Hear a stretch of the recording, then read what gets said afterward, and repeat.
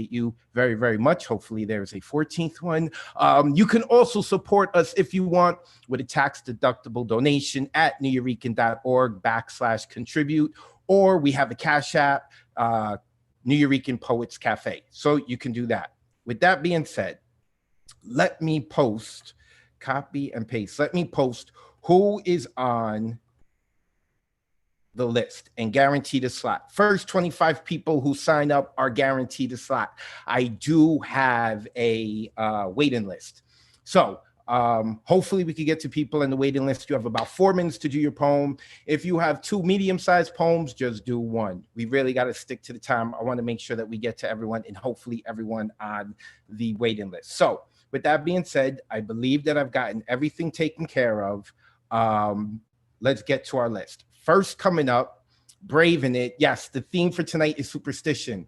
Superstition. I want to hear superstitious poems. But if you did not write a poem, a superstitious poem about superstition, you're in luck, because we're still going to let you rock your poem. But you should be following our themes, okay? Follow the themes, especially for tonight. All right. With that being said, yes, Emily rocks. It is Christina. First up is Christina. Now, Christina abandoned us last week because she was on another open mic show, but I heard she did really, really well. Christina, how are you? Good. How are you? I'm good. I'm good. I'm good. How was that other mic show? I bet the host wasn't as good as me, right? I don't tell lies. Oh! No, you're both great in different ways, because this one's out of Houston and it's a different flavor than New York City. Like, it's just different. You can't compare them. I see my girlfriend Catherine is adjusting herself in the chair. She didn't like your answer, but that's I'm joking. I'm joking. So, all right, Christina, you ready to rock out? Yes. Go ahead. Okay. I know that things don't just combust, but the trash caught fire the other day, and for a minute I thought that there was something more powerful at play. I watched the trash scattered through the street while they tried to put out the flames. Thoughts I thought I had buried rising to the surface like coffee grounds and eggshells that were being sifted through and thrown around. I could feel something slowly pulling at me, rewinding this cassette tape, pointer finger stretched out, stuck in the spool, trying to at least find the middle of the mix, maybe catching the hook in the beginning. Thoughts that bring on feelings like children chasing after fireflies with glass jars and bare hands in backyards that felt like fields, but were really just wide open spaces stuck between the city and the suburbs. Tripping over sandals strapped to our feet, we'd start at sundown, standing still, waiting for the flickers of light to start the show. The streetlights had barely come on, getting ready to chase after something that just didn't want to be caught. Hopeful and curious, smiling wide and blindly, skipping ahead more years than 2 hands can count, from cassette tape to digital download, jumping the fence to play kickball on the football field at midnight like school kids at recess who were easily excitable about the small things. Beers in hands, reminiscing about the moments we collected from over the years as though they were pogs or trading cards holding more value than their cardboard was actually worth. Understanding that worth can be subjective and that not all things that have value sparkle like gold, but they may be more eye-catching, wrapped in sequins and dusted with glitter. Learning that power may be found at the gala wearing lipstick, learning that it could also be sitting on the floor with a nose in a book, figuring out how to grow, that it could be placed on the side of a mountain, learning how to pull itself up. The fire started because we are incapable of disposing of the hazards in our lives, and the chemical reactions were just bound to happen because we forget that we can donate what we don't need anymore, that we don't need to take ownership over things that we've outgrown, and it also may be perfect for somebody else who needs to try. I have a hard time remembering these moments, and they remind me of times that I felt alive. But the more that I dig through the apple cores and the pizza boxes, the more that I declutter that closet, the easier it is to prevent the combustion from happening. But it doesn't mean that we shouldn't embrace it when it does. Give it up for Christina. Hey. Flying to Ireland now. Let me unmute Christina. Christina, please let the people know where they can find you. Oh, what are we drinking? What are we drinking? Merlot. Nice, nice. Let the people know where they can find you.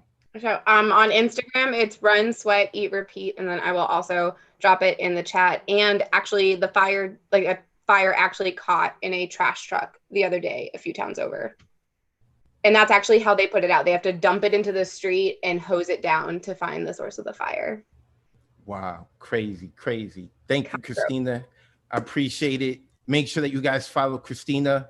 So next coming up, before next coming up, have to say that we are streaming not only on Facebook, but on YouTube and LinkedIn.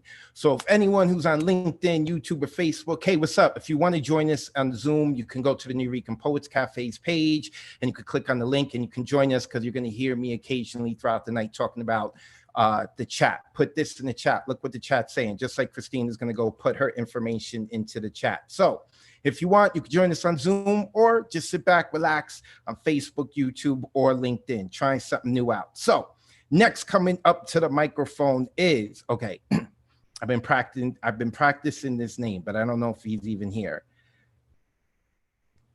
Tezazomak. Oh, here he is. All right. I know I butchered the name. Gad, see if you can unmute yourself. There you go. Tezazomak. Go ahead. Are you ready? Yeah. Tesosomok. I'm sorry, I got it wrong, man. Where are you calling us? Where are you reaching out from? Well, I've joined the Bruja before, and then I finally made it out to here, but I've been listening. I'm from the West Coast. All right, So awesome. From Los Angeles. Oh, okay. I've been out to LA. Cool, man. Well, thank you for joining us, man. You got your poem ready? I'm ready to roll. I'm hoping Mr. Douglas is on, because he's my blues man, and I was going to share some blues poetry with him. So if not, he can catch it on the rerun. This piece is titled Cheddar Blues, and cheddar is a contraction of ranchero. Cheddar Blues. This is the cheddar blues, because I left my rancho behind. I left the morning dew, the sweet scented siesta afternoons, the meandering cattle on the hillsides, the bleating goats, the mid-afternoon egg songs, and the proud cackling of the yard rooster, the watering cattle, the women's mitote by the riverside, laundering in the hot sun with flaking hands from the Herradura soap and the Chucho Roto and Calimán Solís novelas that played on the transistor radio hanging on the guayabo tree. This is the cheddar blues. This is the paisa blues. Hemos abandonado la proximidad de nuestras familias, el ordeño de las vacas, las capadas de puerquitos, las maniadas de becerros en el corral, el caballo bailarín que amabas más que tu vieja, el encío de burros, la carga de leña, la mancornada de bueyes, la quiebra del barzón, la quemadura de la pizca del maíz, la yunta de tu abandono. This is the paisa blues. This is the Mexicano blues. We have saddled ourselves, the master's ideology, blanketed ourselves in a trifecta of colors, a telluric attachment to our terruños, made an homage of our mixology, declared the Bronze Era on the backs of our Mexicano profundos. We continually find ourselves in the dreams of the other. This is the Mexicano blues. This is the Chicano blues. We've been torn from the land grants that were taken from the First Nation. The wolf from Aesop's fable has come at the end of the predation chain and made his claim by burning the land registries, redeploying its plat maps and square townships over the riparian long lots and irregular Spanish land descriptions and nomadic territories of the First Nations. The trickery of the regime of juridical signification, resignification of the land, the ideological nature of takers has been laid as our interest. We've seen diminished from the master's categories. We've been asked to desire the master's dominant signification. One day they told you to close your eyes and extend your hands, and they left the Bible on your hands and the land was gone. They inflicted a regime of violence and installed a signification of monogenesis, where you are never going to be blue-eyed blonde, mijo. Y te chingaron con su pinche polygenesis, where all men are created equal, but only within the same race, pendejo. This is the Chicano blues. This is the Madre Blues. She brought you into this world, a las buenas o a las malas. Abandonó su vida, sus sueños, sus deseos. Para las nuevas vidas, she has given her every ounce of energy for our well-being. La preocupación de sus hijos, del abuso interno, de la chotificación de nuestras comunidades, la criminalización de nuestros sueños, el abandono no nato, el opiato induce amor de tu madre, lo más sagrado que tienes. Este es el dolor que sientes cuando te hace falta tu madre. This is the narco blues. The land of our ancestors have been cash crop with opiates of the world. Las espigas de tus second level indicators of good genes. Te los cambiaron por colada de borrego. Vergonzales te dijeron en la pérdida de tu sorreada, tu pestilencia, tenatos de pura muerte.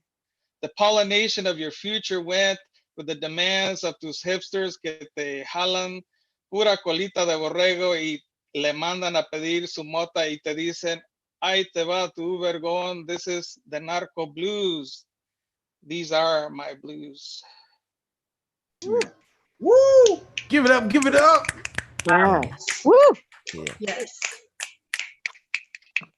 People flowing with you, man. You should be able to unmute yourself. Well, There you thank go. you. Let the people know where they can find you. I have a book of poetry called Gashes, Poems from the Halls of Injustice on Amazon out of Floricanto Press. And then also you can follow me on Instagram under Gashes 2019. Thank you. Awesome. Make sure you put it in the chat too, please. Will do.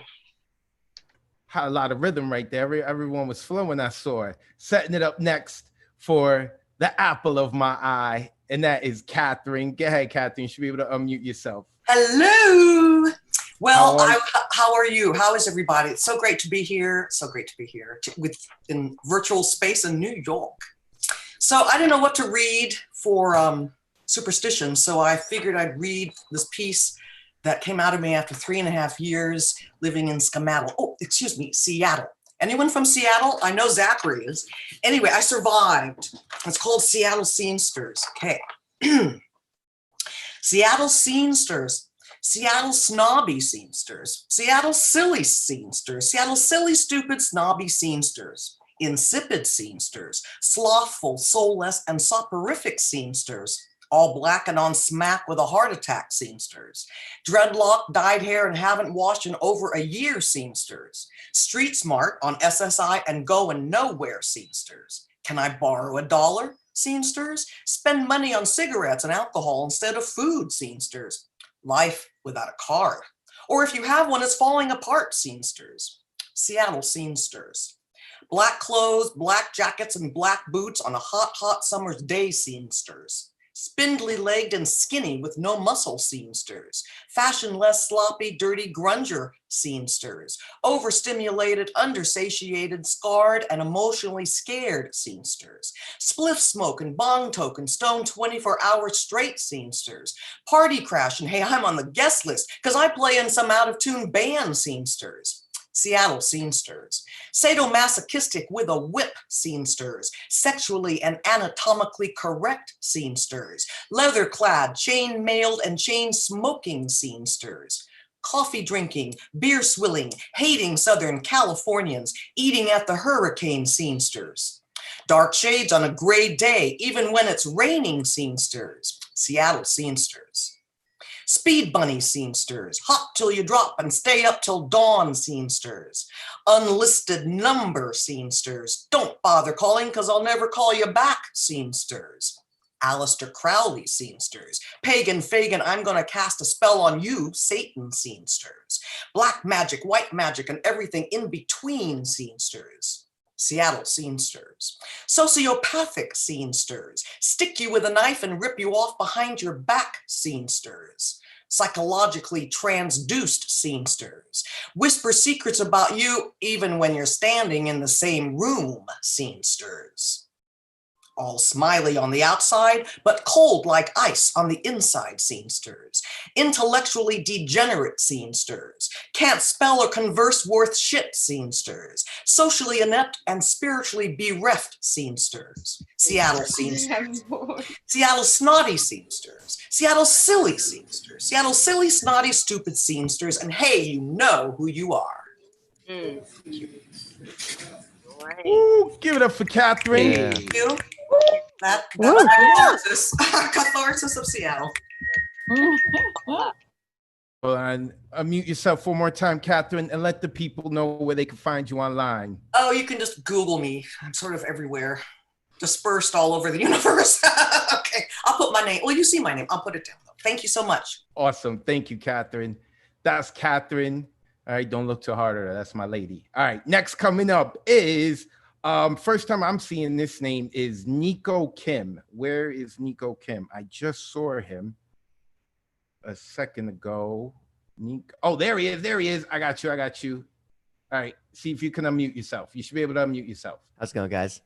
Hey, what's up, man? How Not are you? much. I'm well. So I just wanted to share just a quick thing about me. I'm a El Paso slam poet champion. So I've been really wanting to get on here. So I'm really happy. I heard you through somebody through one of our open mics. So I've got 2 poems, but they're really, really short. I have the blessing and the curse of doing everything fast. So I hope you guys will enjoy these poems.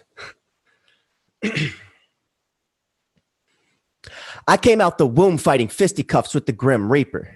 The man upstairs looked down at me and said, "That's a slim creature." So he gave me the heart of 1,000 knights, and I've been in 1,000 fights and always ended up the victor. Like a picture, I'm a snapshot of history in the making, dedicating my time and rhyme to divine mind. So I find it funny when someone tries to discriminate, like I don't already know of hate when I'm not even accepted by my own kind. But instead of trying to whine, I'll try to find love, which helps me maintain my state of mind. And usually it's physical. I mean, it's funny because this fool decided to tell me that women don't like chinks. So I proceeded to ask him, then why is your girl sending me winks? You see, I could be one of the first to laugh at a pass about eating cats and having a small dick, because I've learned quick that even if someone intends to hurt you, it hurts them more when you laugh with them. I'm not trying to get into 1,000 more fights because my human rights have taken a blow. But I've shown and will show any bigot who chooses to speak that their weak words and weak minds will never mend or bend mine.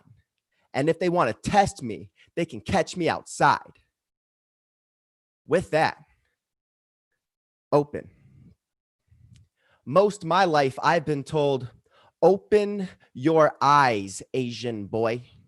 Well, my eyes are wide open, scoping for change like homeless men, hoping for happiness like dopamine, roping in dopes. It's a jungle out here, bro. So I can only imagine what it's like to hear, open your mind, black boy, and shut your mouth. Yet throughout history, it was the ones who yelled and ran like hell was after them, who quelled the oppressors who mastered them, suppressors of the voices unheard, and each word of generation after generation after generation after generation of people holding their heads held high, speaking for equality, only to be shot down like a peeking enemy. The quality of life improved by the death of a martyr, the murderer, always the same man. I don't understand where my society is going, but I've chosen to stand here and here because someone once said, open your ears, white boy. Hey! Give it up, Dang. Nico. You guys. Nico Kim coming out of Texas. Nico, where can the people find you online? All right, so I've got a poetry page, but I'm not going to talk about that. I'm going to talk about my my podcast. So I'm a part of the podcast. We are the Psyche-Delic, so Psyche-Delic podcast, and we are we just got into the top 100 charts on Apple, so in both the UK and the US. So give us a check us out. I think it's a really enjoyable content, and I'm not just sucking my own dick. I think it's really good content. The Psychedelic Podcast. Check us out. And thanks for having me, guys. I hope you guys enjoyed the podcast. Or I hope the poem. Wow. So I thank you, man. Nico Kim, make sure that you go check him out. Next coming up is Paul Skiff. Paul, you should be able to unmute yourself. Hello. There we go. How are you, Paul? También. Not too bad for the start of the week. We made it to another week. We should be celebrating regardless of what else is going on, right? I hear you. You got your poem ready? Yeah, I'm ready to go. I know you always are. Go ahead, brother. This is a long thing. I'm just going to skip around in for time's sake. The title is Declarations. I'm doing this to dissolve the scab of street noise off your ears. I am doing this because it is something that happens hardly at all. So you are going to have to just listen to what I am doing. This to be in plain sight of the body you did not choose to be. So when you struggle with its exposed, annoying inexactness, I can sneak by mostly unnoticed. I am doing this out of the indiscriminate, random, heedless generosity of my madness. I am doing this so you will not have to show me your real personality and then find something else to be afraid of. I am doing this to announce to you I have a gig later this month financed through a foreign entity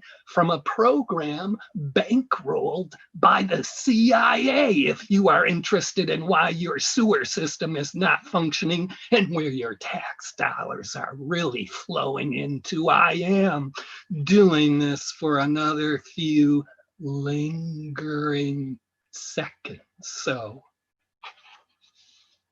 this will not be short and brutal like the sound of jailhouse doors. I am doing this because I figure if I try to be extraordinarily good, you might be shamed to give me affection. I am doing this because literature is one of the highest forms of white consciousness. So when I am doing this, I am being more white than other white people. I am doing this to honor the many people who have been judged by a court of law to be legally insane, who have thanked me for talking about a kind of freedom they agree with. And I am hoping such a person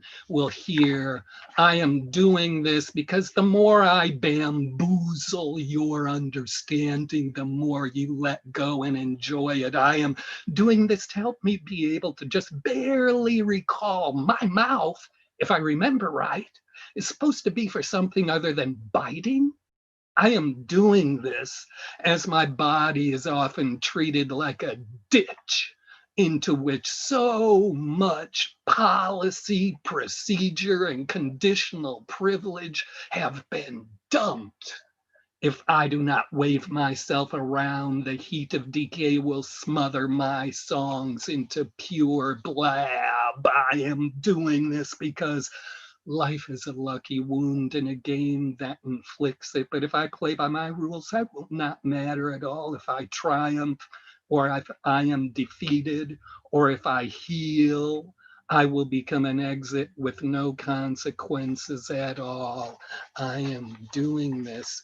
I am doing this, for it makes me no different than a child who has been incarcerated in Tompkins Square with the newly brightly colored swing sets behind fences that are authoritarian excuse, like scarecrows to the squatters. But I'm not so confused about playing the innocence of the saved against the innocence of the damned, for I am what is reproduced out of the social waste. I am doing this by distributing my voice among you. It is a natural resource for which there is no equivalent alternative, but its absence would not be a real scarcity. So you can limit the amount of your acceptance I am accumulating. Just leave.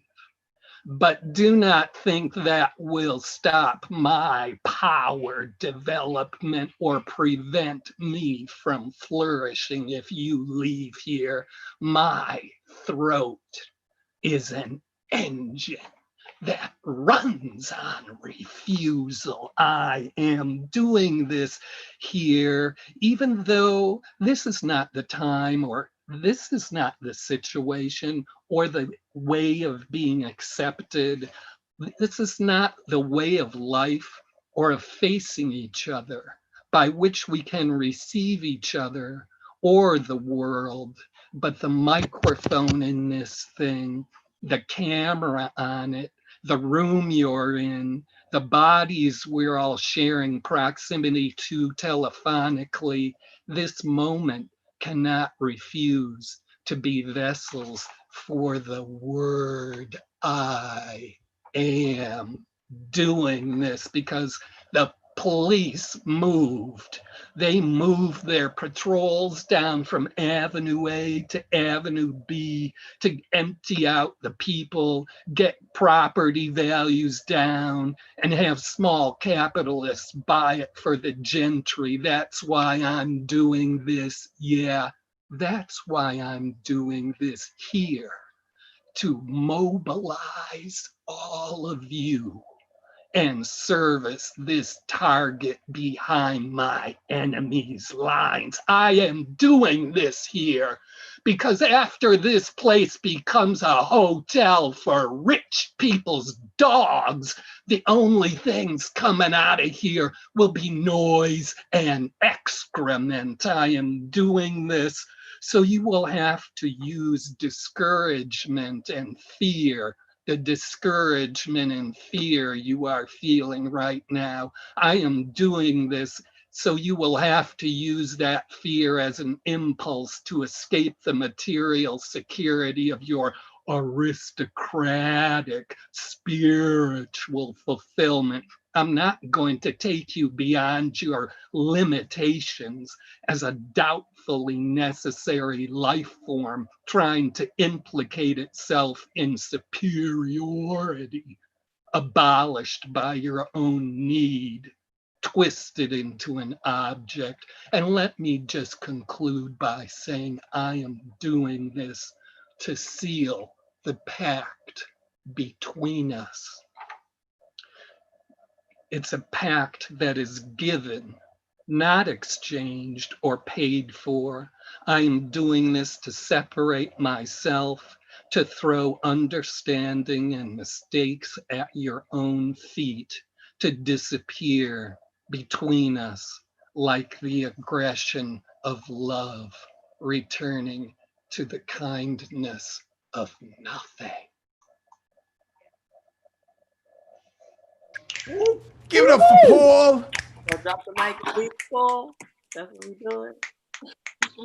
Yes. Yeah, he turned off his camera. He dropped the mic. That's the version of dropping the mic on Zoom, turning your camera off. Get unmute yourself, Paul, and quickly let the people know where they can find you. I'll just put my website address in the chat. Once again, it's a blessing to be here with everybody. This is such a great and important place to be. So thanks to the cafe advocate, everybody back there engineering this, and especially everybody in attendance. I get so much healing and great energy from you all every week. So thanks so much for turning up here. That's what's up. Thank you. Make sure you guys check out Paul Skiff. He's Googleable. Make sure you check him out.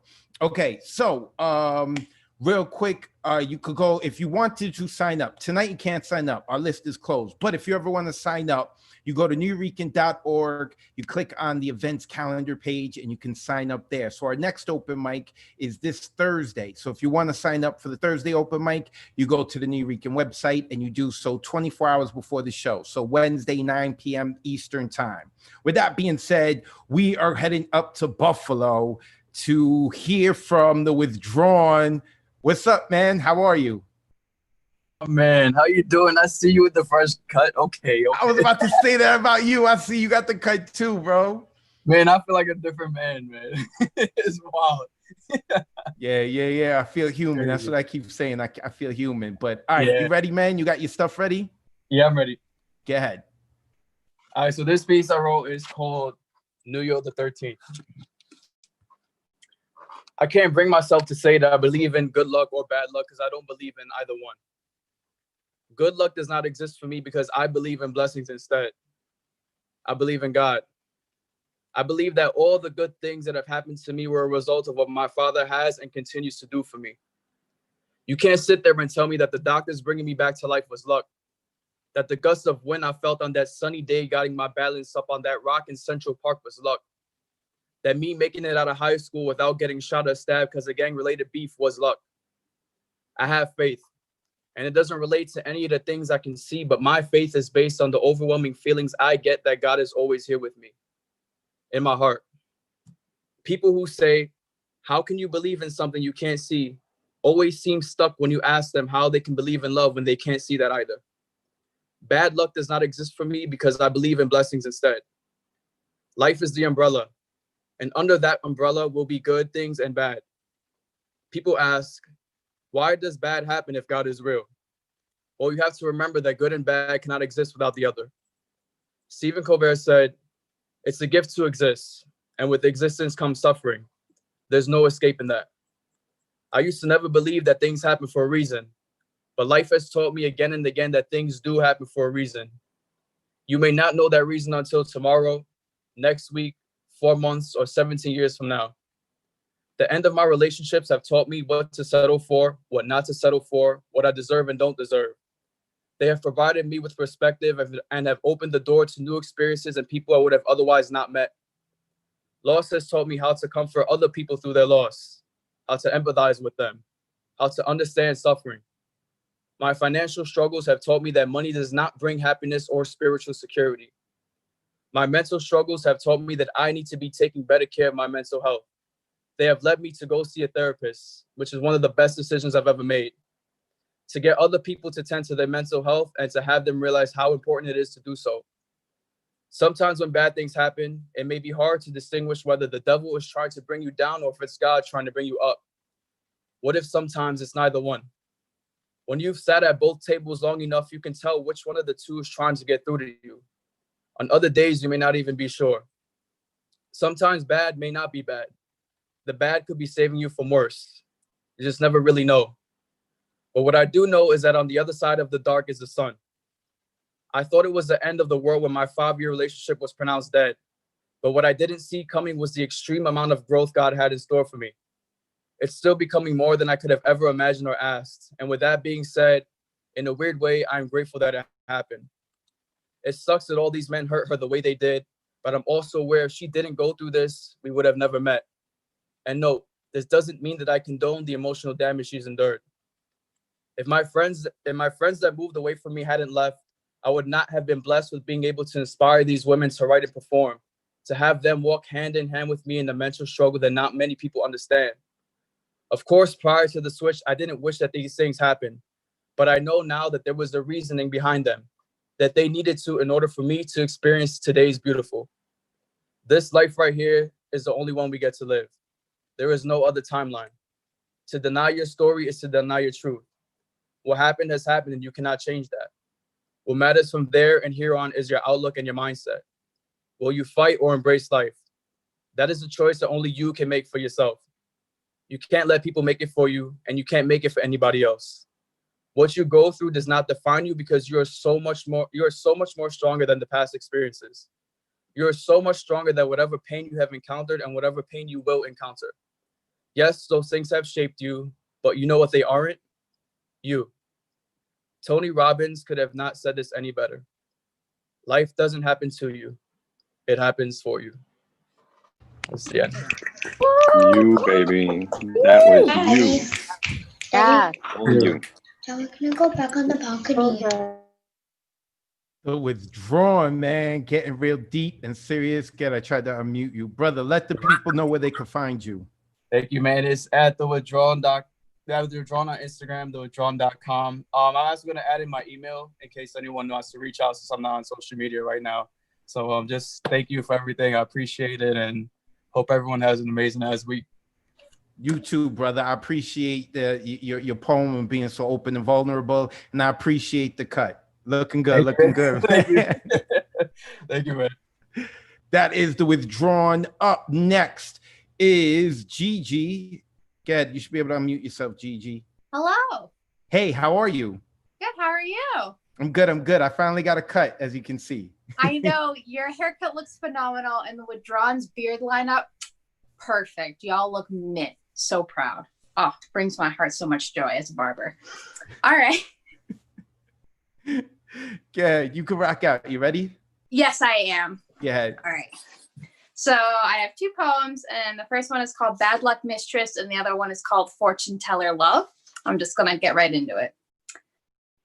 Despite my devotion to a deity, I attract bad luck. Lingers not like the stench of death, but like the smell before a storm. Corvids assemble murderous affairs constantly outside my dwelling, salt flying over shoulders, evil eye charms, smudge sticks between my teeth, and rosemary to cleanse the air to no avail. Black cat cries, shadows with eyes tell of my future misfortunes. Both from a marriage started on the 13th, found out of my conception on the 13th, expected to be born on Samhain. I am the twin that lived like my rising sign, the Gemini. One twin born in life and another in death, Grim Reaper in the delivery room, is how I started my tale. Look at myself through broken mirrors to find out the pieces of me that are missing. They are not in lovers or in hope. Keep umbrellas indoors, open to avoid the eternal storm I feel. Strip my skin of superstitious thoughts is impossible. When Black Cat cries and they look into your eyes and you swear for a moment, you can hear them cry, watch out. I'm just going to go into the next one. Fortune Teller Love. I trust witches and fortune tellers with secrets of my love. When I was 18, I was told that my love was awaiting for me at 19. Wish I had asked, will we just meet? Will we realize one another? We will crash into each other or just be parallel? At 24, when love was lost again, before the world stopped spinning, headed down south in search for a priestess to fix what couldn't be mended by mere humans alone, haunted by plagues, never finished my voyage. Fell in love with una bruja, her eyes held stars that shine for someone else. I run to those with magics in their fingertips, a craft I cannot master. I wear evil eye charms, superstitious rituals to keep those that won't stay safe. Future lovers, sit yourself next to me, align our windows with salt to keep out our demons. Tell me tales of what brought you here. Tell me I am your sun card, and I will tell you you are my death card. Kiss me knowing I have been searching for you for lifetimes. I know we've both been. And I know that you are here. I can feel it carved into my bones. I know this because fortune tellers have told me so. Thank you. No. Give it up for Gigi. Yes. Wow. I was Gigi. Go ahead, unmute yourself. And for the 13th show, Griswold came, and he is the official Black Cat of the Nuyorican Poetry Cafe. And you can find pictures of me and pictures of my cat on Instagram, and we are iron_resilience. Iron_resilience. Thank you, Gigi. Appreciate it. Absolutely. Have a good night, everyone. Night. Brought the mascot too. Brought the great poetry and the mascot. I love it. I love it. Next coming up is Ray Jane. Let me unmute. There you go. How are you, Ray? I'm good. How you doing? I'm good. I just want to let you know, because I saw you in the chat, your hair is looking on point too. You're looking phenomenal. I saw what you saying in the chat. Saw you and Annie. I see, just because I see things, it doesn't mean I don't always comment, but you know. So how are you, Ray? You good? You ready to rock? I'm good. I'm good. I'm excited to be with you guys. Everybody is so dope. All right. So this is about superstition, but more so the crazy things that we as women are taught to believe we have to do to get a man. Okay. It's called Superstitiously Spun Love Spells. Be easy. Be demure. Be a lady like your mama. Pay attention in the kitchen when she cooking. Learn all her magic, pack it close to chest. While stuffing my bra, she's straining against being robust. Vestige of my training, make his plate. Placate him with forgiveness when he late. Order salad on the first date. Wait and wait. Swallow all of his sentiments even when they feel like hate. Do what you have to do, dust. Keep a clean house. Be nice to children. You could be a mama one day. Cross your legs. No white after Labor Day. No anklets. Unless whore is what you're going for. Keep your lipstick classic. No neon colors, remember. He will want to introduce you to his mama. She must love you, adore you. Notice how you kept your perfume simple. At temples, wrists, and ears that you likely sweetly sprayed its misty sexiness out in front of you and walked calmly into it. Be his mother, or you will suffer. It's one or the other extreme, so buffer those edges, honey. Be softer, but you know, when you can, still you must be you, but you know, not to you, just the pretty parts, the sparkling lip, easy, free smile, the revolving, revealing of curvatures and offered invitations into your dark corners, the lifting, even when arms are weak, the inclination not to speak, let him always. Let him, don't ever expect him, just you know, act like you get him, build him, worship him, never cease. If he want it, give him a piece, don't sleep. And if you need, secretly weep, or he won't keep you.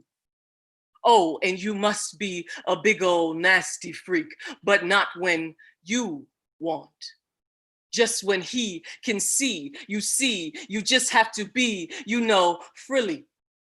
I'm telling you, girl, this is what you got to do. Follow these steps. Don't subtract or amend if you want any of them to choose you. Ooh. Ray Jane. Ray. Killing it. Oh, so good. Wow. I love the way you flip that concept or the theme. I love it. I love it. Ray, let the people know where they can find you, please. So you can find me on Instagram at 3_4 fourth clairvoyant. You can also find me on SoundCloud. You just type in Ray Jane, and it's kind of like a multicolored square thing going on. Check me out. Again, I love being with you guys. Advocate, looking fly, withdrawn. I seen you. I saw that. Y'all looking good. All right. Blessings. Thank you, Ray. I love having Ray on, and I really like the way she flipped it, man. Check out her SoundCloud. Go check out her SoundCloud. I know y'all just fell in love with her poetry and her voice, so go check out her SoundCloud. Next up is Brian Franco. Let me unmute Brian. If you're there, unmute yourself. I don't see your video. Up. There we go. There we go, Brian. Now we can see you and hear you. How are you? I'm doing fine. And first, let me just say, Oy veda Ray, because I have to recover from that poem. That was so good. Ray's the truth. Ray's the truth. See, we gotta save Ray to the end, man. You can't be having with the other open micers feeling some type of way. She's You the gonna girl as far as I'm concerned. That's what's up. That's what's up. See, Ray? Yeah, everyone needs to show love to Ray. She gets uncomfortable when people show her love, and she's like, nah. We're gonna raise Ray up. Go give her love. I'm respecting her work as far as I'm concerned. No doubt. I have a poem for you. Go ahead, man. Let me pull it up. Okay, let me get my computer to pull it up. Hold on. Right here. It is called A Letter to a Next Door Neighbor. To Dave. Parenthesis. I refuse to use the word dear because I consider you a jackass. Parenthesis colon. To call you a curmudgeon would be a compliment. You never smile when you speak. You groan your words. You complain for the sake of complaining. I wish I could say I have never pretended to not hear the officiously inappropriate questions you lob at me from your front porch, but I have pretended, and I cannot say. Please explain why your wife Margaret can't have a simple neighborly conversation with anyone without your forced input. Frequent daily remarks like, don't listen to what she says. She ain't no expert on that. She don't know what she's talking about. Never seems to register in your tiny brain as emotional abuse. I asked her for gardening advice once, and after she didn't get halfway through the front door when she turned around and said, David says it's a bad idea. Well, David, I have seen Maggie smile as she inserts arthritic fingers into fertile soil to reap sustenance for honeybees and hummingbirds. The only thing I've seen you do with dirt is bury your head in your backyard while belittling and criticizing your wife. I hate to think what kind of shit spills from your asshole of a mouth when the door closes and no one is around. Those supposedly inconsequential words you so often say to your wife of over 60 years of wedded bliss are considered abuse in a divorce court. You are a well-honed, German-made, surgical-grade stainless steel fillet knife, stripping away little pieces of her soul every time you put her in her place. When you use your words to stick ice picks into her self-esteem, punch her in the stomach, or pinch her so hard her psyche is bruised and scarred, she just bows her head, touches chin to chest, rolls up like a pill bug, and shrinks the size of a glass figurine. The type stores keep next to signs that read, you break it, you buy it. But every time David breaks Margaret, Margaret pays the proprietor. To your credit, though, I do believe you realize you have broken your wife of the habit of smiling and prevented her from crying manifest tears so visible beneath her crepe paper skin, it's as if someone shined a flashlight through a fishbowl of diamonds. And I do believe you realize the existence of the crimes of your non-existent heart. And that, sir, is why you never smile. Sincerely, a next door neighbor. Thank you. Give it up for Brian. Killer. Man, that was heavy. Oh, God, unmute yourself, Brian. You should be able to unmute yourself. You muted yourself again. Okay, unmuted. There we go, Brian. Yeah, man. That when did you write that? I wrote that probably, I don't know. It was 2 or 3 houses ago, probably about, I want to say close to 7 or 8 years ago, maybe. It's about an elderly couple that lived next door to me, and that was what I said was the tip of the iceberg in the way he treated her. So, you can only talk about so much of what other people's lives. You know what I'm saying? Yeah. No, I respect that. But witnessing emotional abuse is a fine line between being complicit and not saying anything and minding your own business. And neighbors talk about it all the time, but what can you do? It's a terrible thing to say, but Yeah, no, I know exactly what you're saying. You're talking about like that fine line. I understand. Brian, please let the people know where they can find you online. I'm just on Facebook, and that's about it. Brian Franco on Facebook. Brian, I appreciate you, man, and please come back again. I know this is your second time with us, I believe, correct? Yes, and gracias, sir. Brian Franco, make sure you guys go befriend him on Facebook. Next coming up, I just looked it up. Jeff Cottrell, he's going to correct me in a second. He got the Zoom cam. We appreciate the Zoom cam. Good, you should be able to unmute yourself now. There we go. I am unmuted. There you go. How are you, Jeff? I'm good. How are you? Oh, there's the Zoom cam. We love it. I don't know why it does that. It's weird. Usually I hear it still when I'm still, but other times it follows me around the room and it's just crazy. Yeah, no, I caught it a few times while other people were performing. You popped up for me, and then it's following you, drinking your beer and doing everything. Yeah, that's production value, though. I love it. I love it. So, yeah, do you have your poem ready? I do, yes. And this was inspired by a friend of mine in Paris, who has very traditionalist ideas of what poetry should be and what real poetry is. I did my gig in her series a few years ago. She came up to me afterwards with a big smile. "That was great. I loved it." And I was like, "Did you think it was real poetry?" And she said, "No." So this poem is called "This Is Not Real Poetry." This is not real poetry, because in the first 5 words, I have already broken the Khoisan rule that one must never write poetry about poetry. The same logic that makes Tom Stoppard a hack, since he writes plays about plays. This is not real poetry, because it has no intended rhyme or meter. It is just an anarchy of chopped up prose with line breaks not random enough to be called art.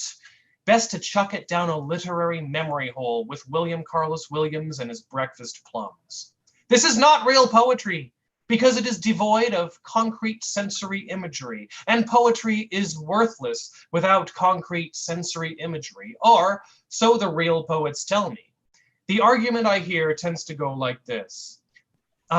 Poetry is about like images and like how you sense stuff and how you like make the reader see and smell and feel the same things, but in sort of a poetic way with words, okay? And like, if you can't do that, then you're stupid and boring and you shouldn't write anything ever. Stupid. No way I can win that debate. This is not real poetry because it is about ideas, not emotions. Because it is about thought, not feeling. Because it is about content, not style. Because it is about reason, not passion. I hope I can build a bonfire big enough to burn the complete works of Jonathan Swift, Voltaire, and the rest of the 18th century. This is not real poetry, because we all know what real poetry is. Real poetry is never funny. Real poetry is never affable. Real poetry is never simple. Real poetry is never direct. Real poetry is a harsh, scholarly discipline that one cannot do properly without a lifetime of labor and sacrifice, crafting every word and syllable with a sick obsession of a madman, rewriting and refining every line as if a speck of imperfection would spark the pain of 1,000 migraines, suffocating in pain and misery and bile, but always with cool sound bonding. Real poetry is no fun. That is why I never write it. Woo! Give it up for Yes. Jeff. Yeah. Related to that so much. No, no. Jeff killed it. Let me unmute him. So, Unmuted. but listen, Jeff, I need you to understand, right? On Mondays, we only do poetry, all right? So next time you come on a Monday, I need you to bring a poem. I need you Real to bring poem. poetry, okay? Yeah, I need you to bring a real poem, okay? If you can do that. Thursday, you can do what you want, though. But on Mondays, only poetry. Jeff, let the people know where they can find you online, please. Yeah, I have a website, jeffcottrell.com. I'm easy to find on Facebook and Twitter. I have some short stories published on blakejonesreview.com and wattpad.com. Awesome. And when you figure out what camera you got, put it in the chat, because we're all gonna want to add that zoom effect now. I think I've got an amateur Stanley Kubrick in there, just like making these zooms at inappropriate. Awesome. Thank you, Jeff. Appreciate it. So, Jeff, wait, it's Cottrell? It's supposed to be Cottrell, but Cottrell sounds nicer. So say Cottrell if you like. It's Cottrell. I say it right? Cottrell. That's, yeah. But Cottrell is classier. So. All right. Thank you, man. Appreciate it. So next coming up is Jenna Fleeson. Jenna can do no wrong, Fleeson. And unmute her. Unmute yourself, Jenna. Hi. Hello. That was so good, Jeff. I was laughing. That was fire, straight up. Yeah. How are you, Advocate? I'm good. How are you doing? I'm good. I have a new poem for you guys today. I actually just wrote it today. So, yeah. Awesome. And you got a big smile. You look like you're excited about it. Yeah. I mean, like, yeah, it's an interesting concept. I feel like it kind of goes against, not against, but it kind of works well with some of the stuff the Withdrawn was saying earlier before he spoke about how like or no, I think it was in his poem he was talking about superstitions and religion. So yeah, so this kind of connects the two instead of disconnecting them. So it's interesting. I'm just gonna not take up too much time and just get started. Okay, solid. It's called My Khamsa. When the Arab girl I hardly know asks me where I got my necklace, I neglect to tell her the location. I remind myself and her it's by God's goodwill that I wear it. And under my breath, I begin to whisper prayers to curve and retreat the attentions back to her. And it's not because she is a bad person and has this malice intentions, but rather the glare of another's jealousy could affect my good fortune. And I'm afraid of it. Whatever you want to call it, Ain, Nazar, evil eye, because I know the gaze of another could affect my appetite. After those girls called me skinny, I knew that must have been why I lost weight so unhealthily. Because I wear my khamsa necklace afraid that others' envies might be like the very noose that kills me. And when I tell my white friends, they remark, "Isn't superstitions against your religion?" I remind them that it's all by the will of God testing me for my lack of humility. And how could Arabs ever be humble when they spend every minute praising their children in front of others, but never actually in front of them? Because you never say a compliment not followed by mashallah, meaning by the will of God, because you don't want to be labeled as envious. Back home, they take the original eyeliner and begin to outline the creases of their newly born babies, because warding off the evil eye is something even those who can't speak should fear. And I think that's probably why we broke up, because her jealous stare was like a laser beam that had crumbled our connection, and her reassurance was a spit in the face, because if we were back home, we would have settled such a dispute in a mosque where I would pray for her demise, but I guess I'm just not bitter about that anymore. I wonder, is that why he claims he fears the effects of jealousy? And when I moved just last year, I chopped off all of my hair looking for a fresh start, but little did I know their jealousy of me being in a big city with a new beginning would lead to all of it falling out and making me spend countless nights crying for it to grow back. My grandma says it was because I didn't sprinkle salt under my new bed. My aunt asks if I saw an owl. I consider my memories as I say no. She says I'm not sure enough. My mother asks if I ever prayed over a folded rug. I say no. She says I should pray more. They tell me I shouldn't smile so boldly wearing makeup because no one needs to know I'm pretty, and I don't know how to tell her it's not me being humble if I don't even consider myself so.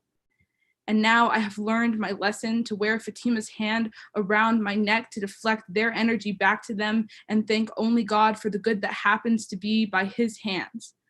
So when you snap for me and say that my words are powerful, humble me, remind me, and say mashallah, because it really is only by the will of God. Give it up for Jenna. Thank you, Jenna. Thank you. Oh. Jenna can do no wrong, Fleece, and let me unmute her. I love Jenna. Thank you. Jen, the vulnerability is killing me, and I see a lot of people in the chat were lighting it up about that. Let the people know where they can find you, please. For sure. I have a poetry account that I'm working on updating more regularly. It's called Jenna's Poems with a Z at the end. You can follow me there. I also have Facebook by that name. What else? Oh yeah, and yeah, I guess that's really it. Also my there's a student organization at my school right now. We're raising money for families in Yemen. So if you guys want to Venmo me money, all the money that I get tonight will go there. So I'll drop that. And for Facebook, my Venmo is just Jenna-Fleeson. So yeah, so if any of you guys can help out, that would be really great. So yeah, thank you again for the platform, and I can't wait to see everyone else go. We love you, Jenna. Thank you. Jenna Fleeson. Also, it's not just Facebook, but YouTube and LinkedIn. We're streaming on LinkedIn, YouTube, and on Facebook. So, Jenna Fleeson, and the name should be, when our poets pop up at the bottom, their name should be there. So, but if you want to join us on Zoom, you could go onto the Nuyorican Poets Cafe, their page, and you can click the link and you can join us here in Zoom, or you could say where you're at. So, next coming up is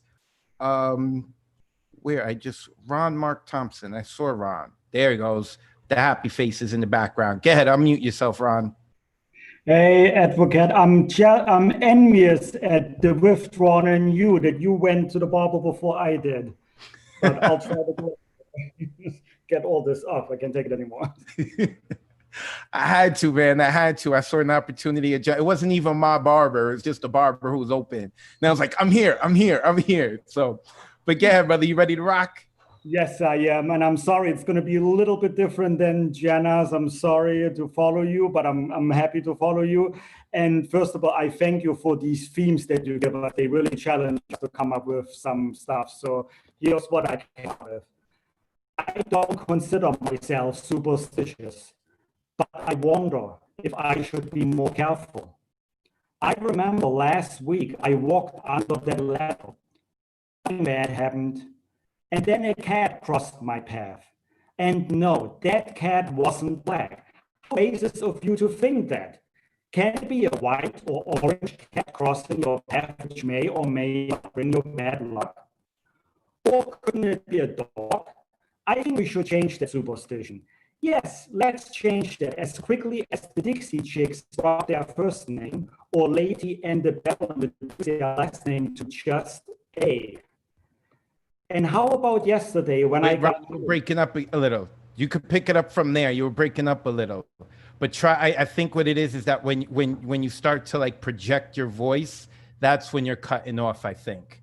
Do I sound muffled if I speak like far away, or do I sound okay? You sound perfect right there. Okay, then I'm gonna go a little further away. I don't want to scare my Zoom. All right.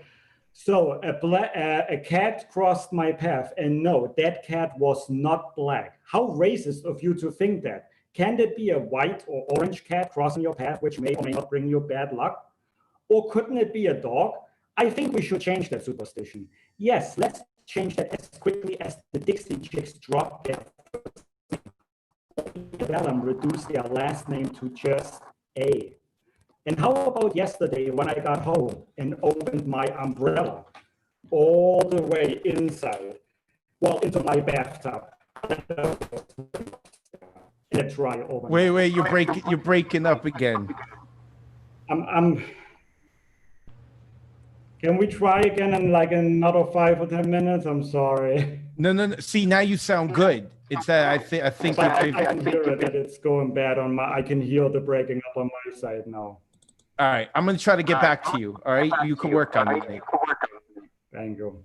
All right, that's Ron. We're gonna try to get back to Ron. We're always having issues when Ron comes on. But next up is Zachary Anderson White. Where is Zachary? There he goes. I see him in Spokane, Washington. What's going on, Zachary? How are you? I'm very good. How are you? I'm good. I'm ready to hear what you bring this week. I say how are you like the last 5 people didn't ask, so I was listening to other people. Okay, I am gonna read a poem that is testing the wills of superstition.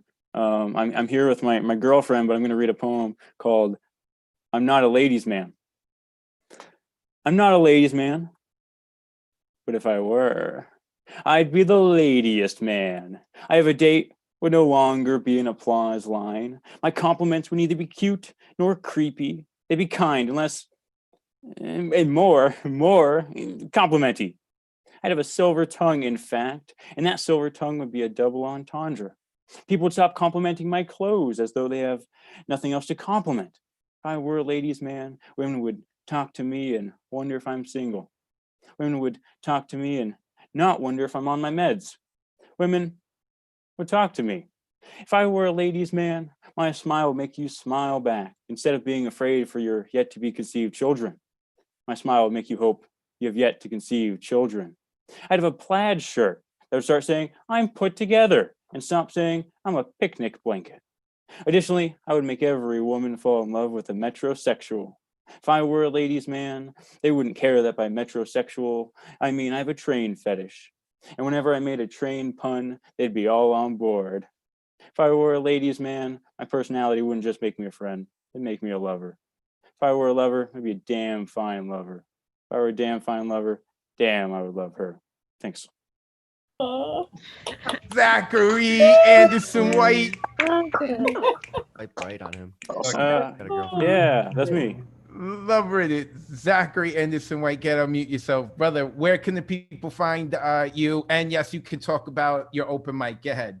Yes, I have an open mic. It's called Broken Mic. It is every Wednesday at 6:30 Pacific time. That's the way the Pacific, no matter where, it's just to your right.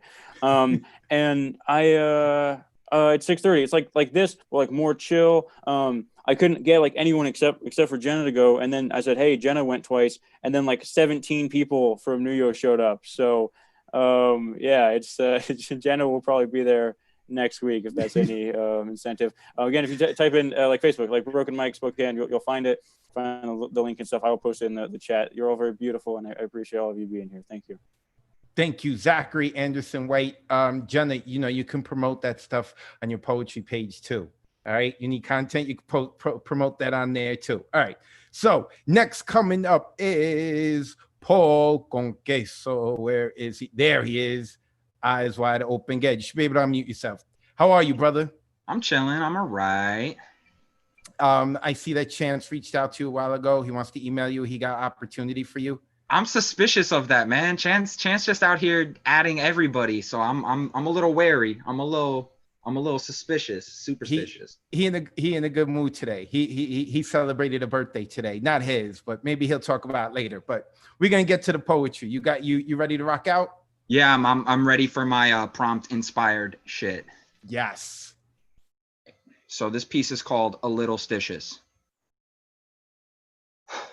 I believe in bad omens, like triskaidekaphobia, the fear of 13.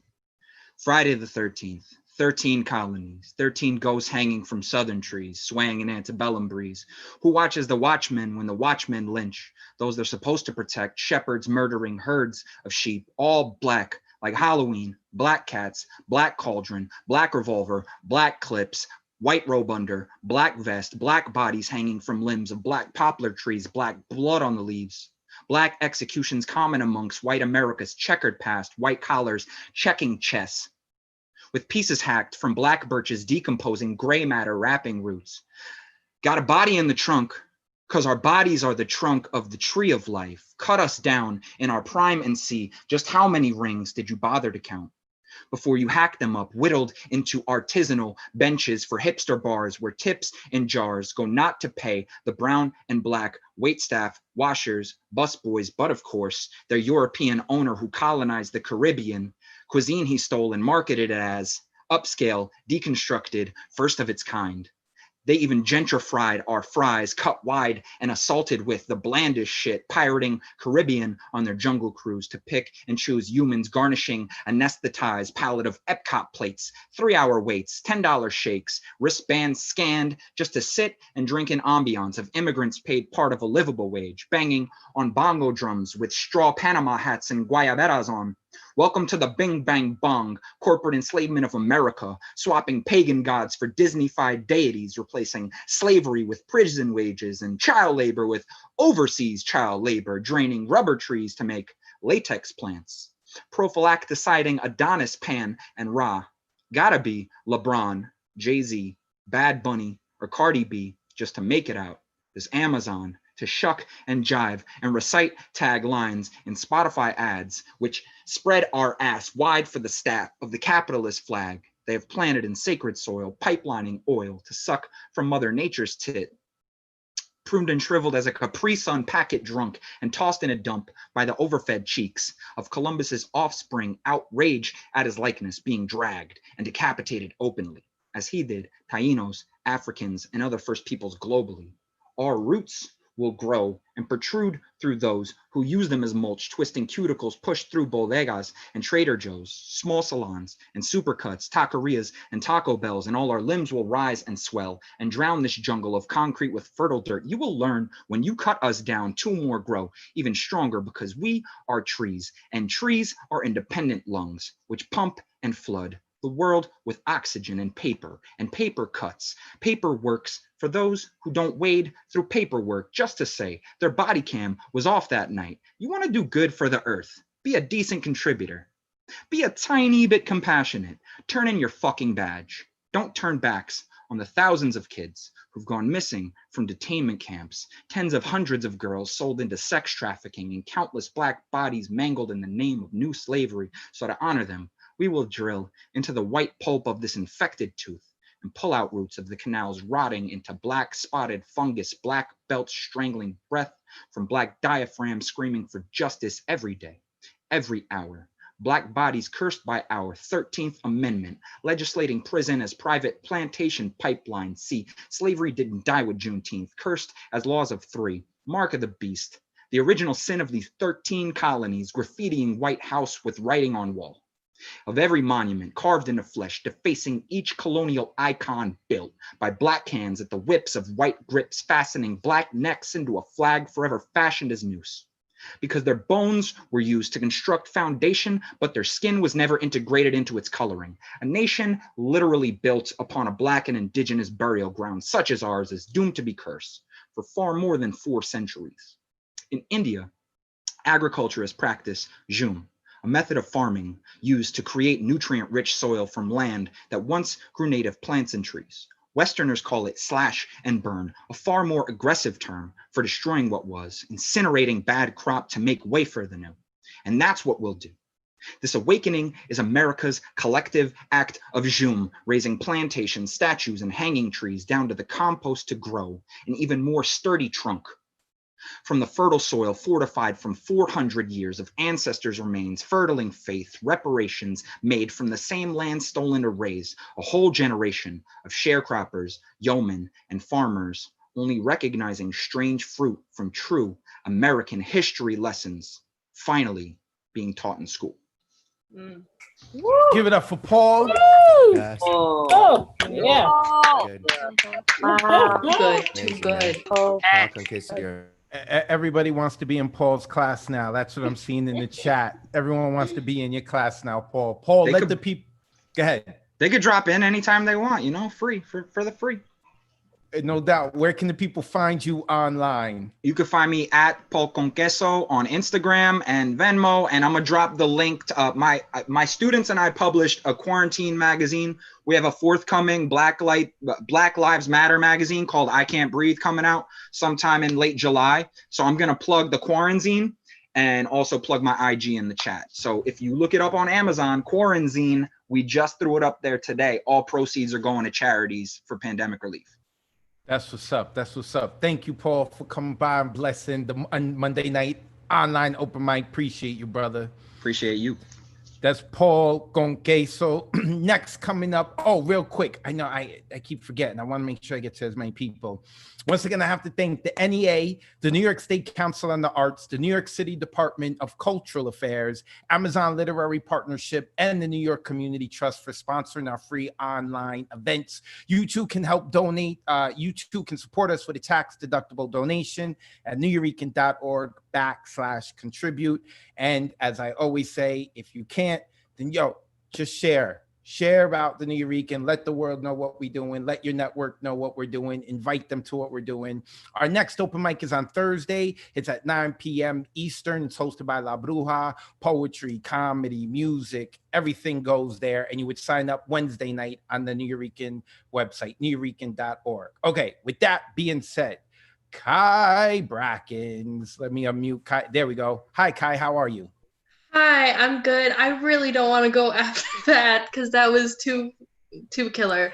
I tried to give you a buffer zone on the low and talk about people could donate to the Nuyo because I saw what you were saying in the chat, but I didn't want to bring attention to it. No, that's not allowed. You're not allowed to put me after Paul. Paul is too good. I don't know what you're talking about. Paul Skiff, he performed way early in the show. I don't know what you're talking about. Okay, don't lie.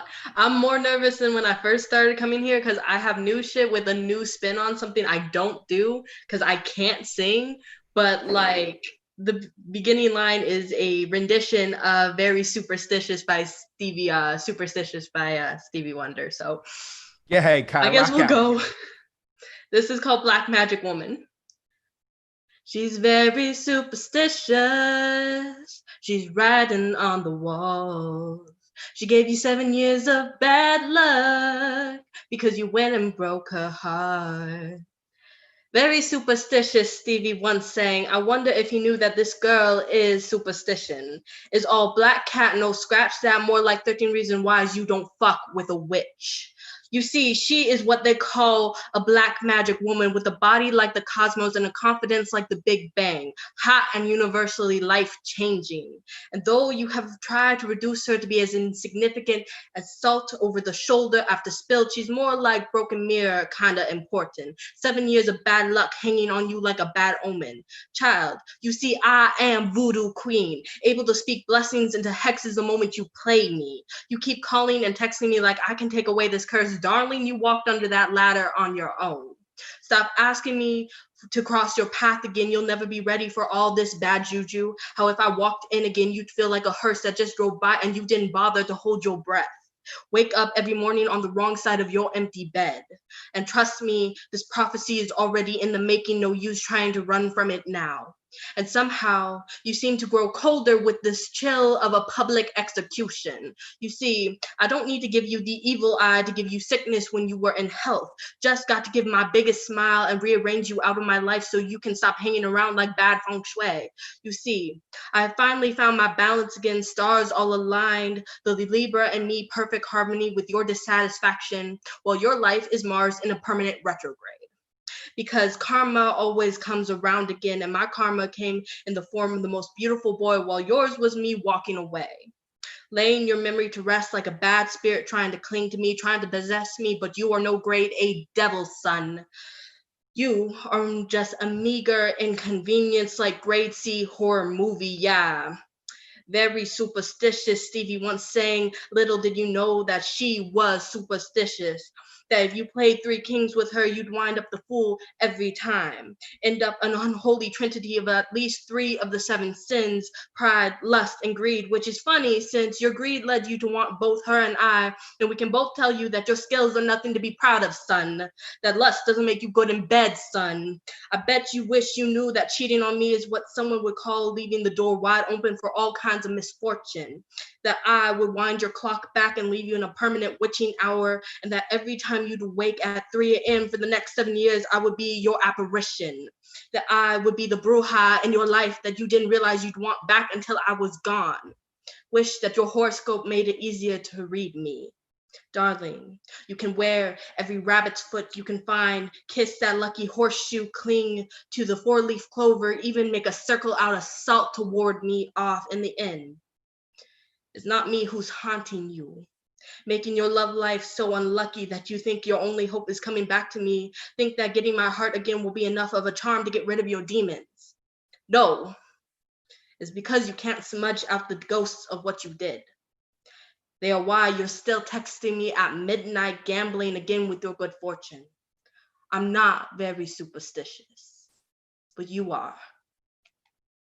Give it up for Kai. Yes. Oh, you taking some lessons up in there.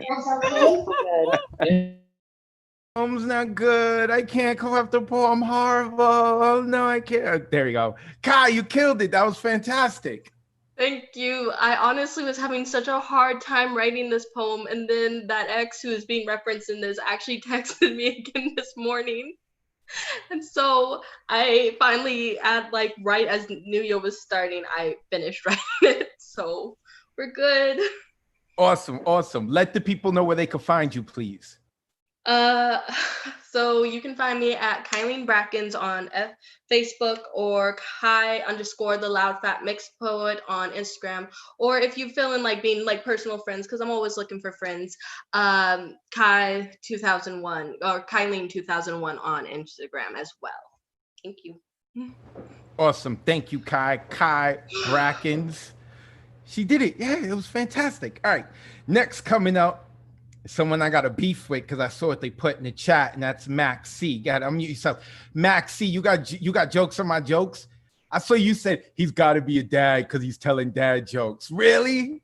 Am I wrong, though? Can you tell me that I'm wrong, though? I'm not saying that you're wrong, okay? You're right. I'm a dad, but still, I got I got to keep it PG-13 at least because I'm hosting. Whatever, man. Max, you got your poem ready?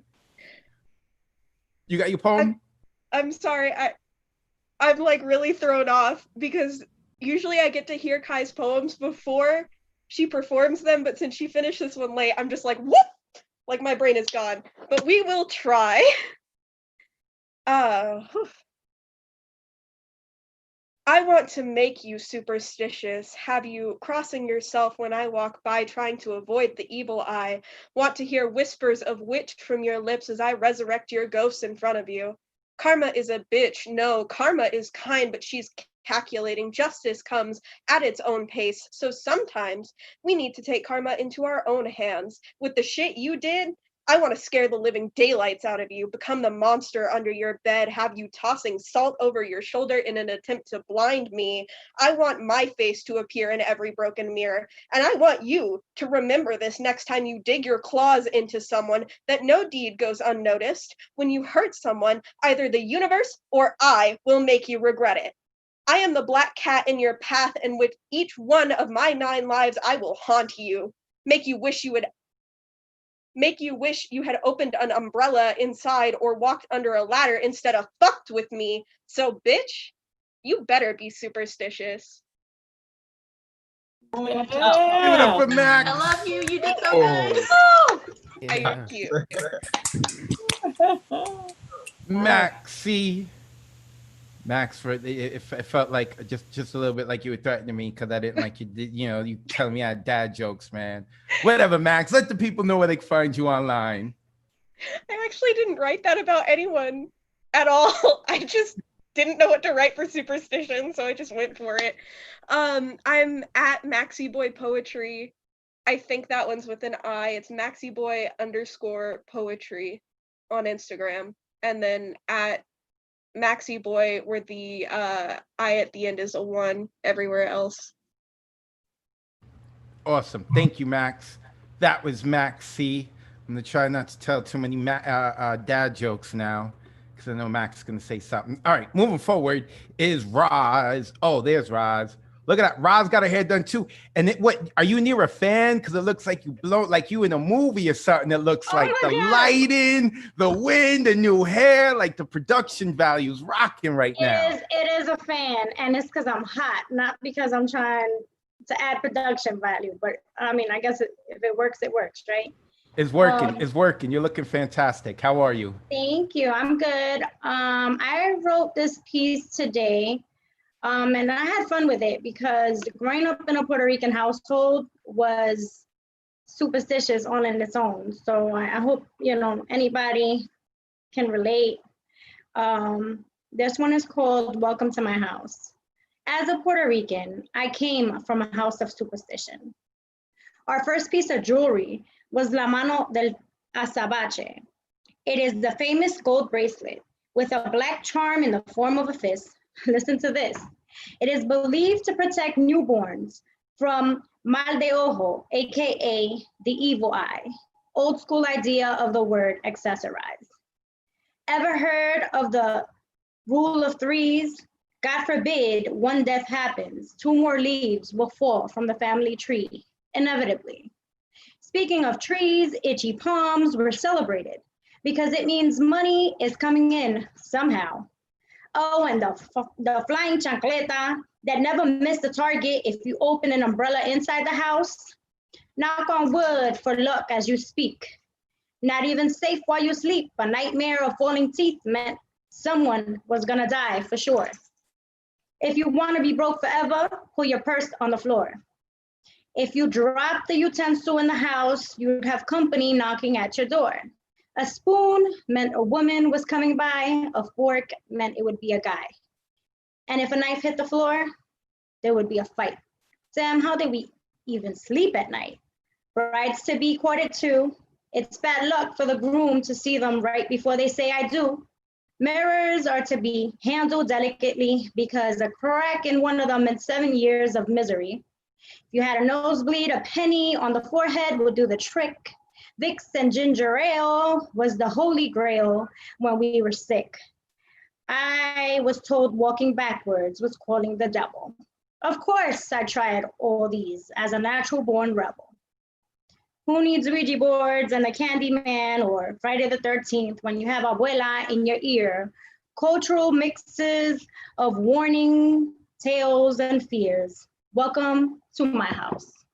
And that's it. Give it up for Roz. Right on. You're talking about family, right?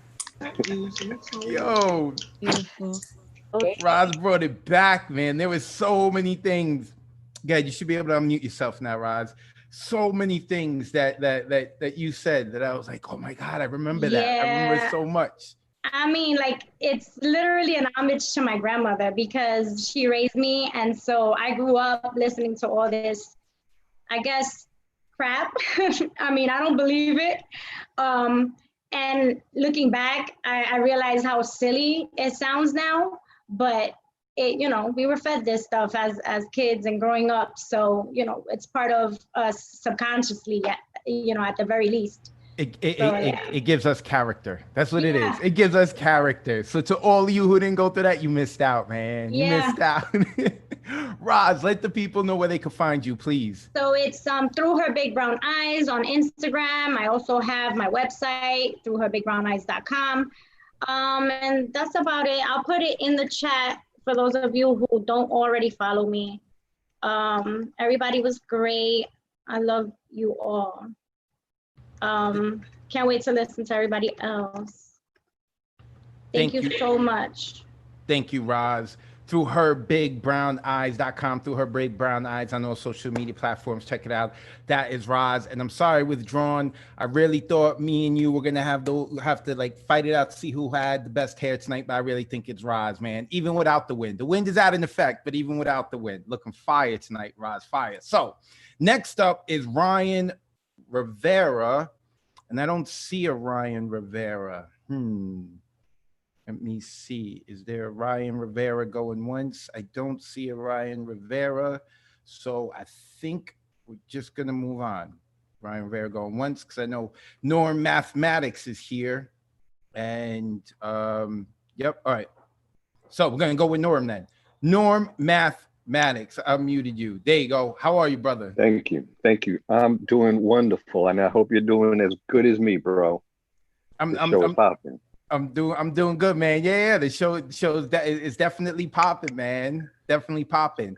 Now I gotta ask you. I don't know if I've asked you this on the open mic yet, but how long were you fencing for the United States? Oh my gosh, I was fencing for over 40 years. Wow, I did make it to the Veterans American team a couple of times. Damn, bro, I didn't know you was gonna ask me all of that. Social media stalking. Although I gotta admit, there was someone else who put me onto that info. There was someone else. I'm not gonna shout them out, but there was someone else who put me onto that info. You see what I'm about wearing you. right here? Yeah. Oh, there you go. USA fencing. Oh wait, I think you muted yourself. Try to unmute yourself. Unmuted now. There we go. There you go. All right, man. You got your poem ready? I'm ready. Go ahead, brother. Are you ready? I'm ready. Norm. Here you go.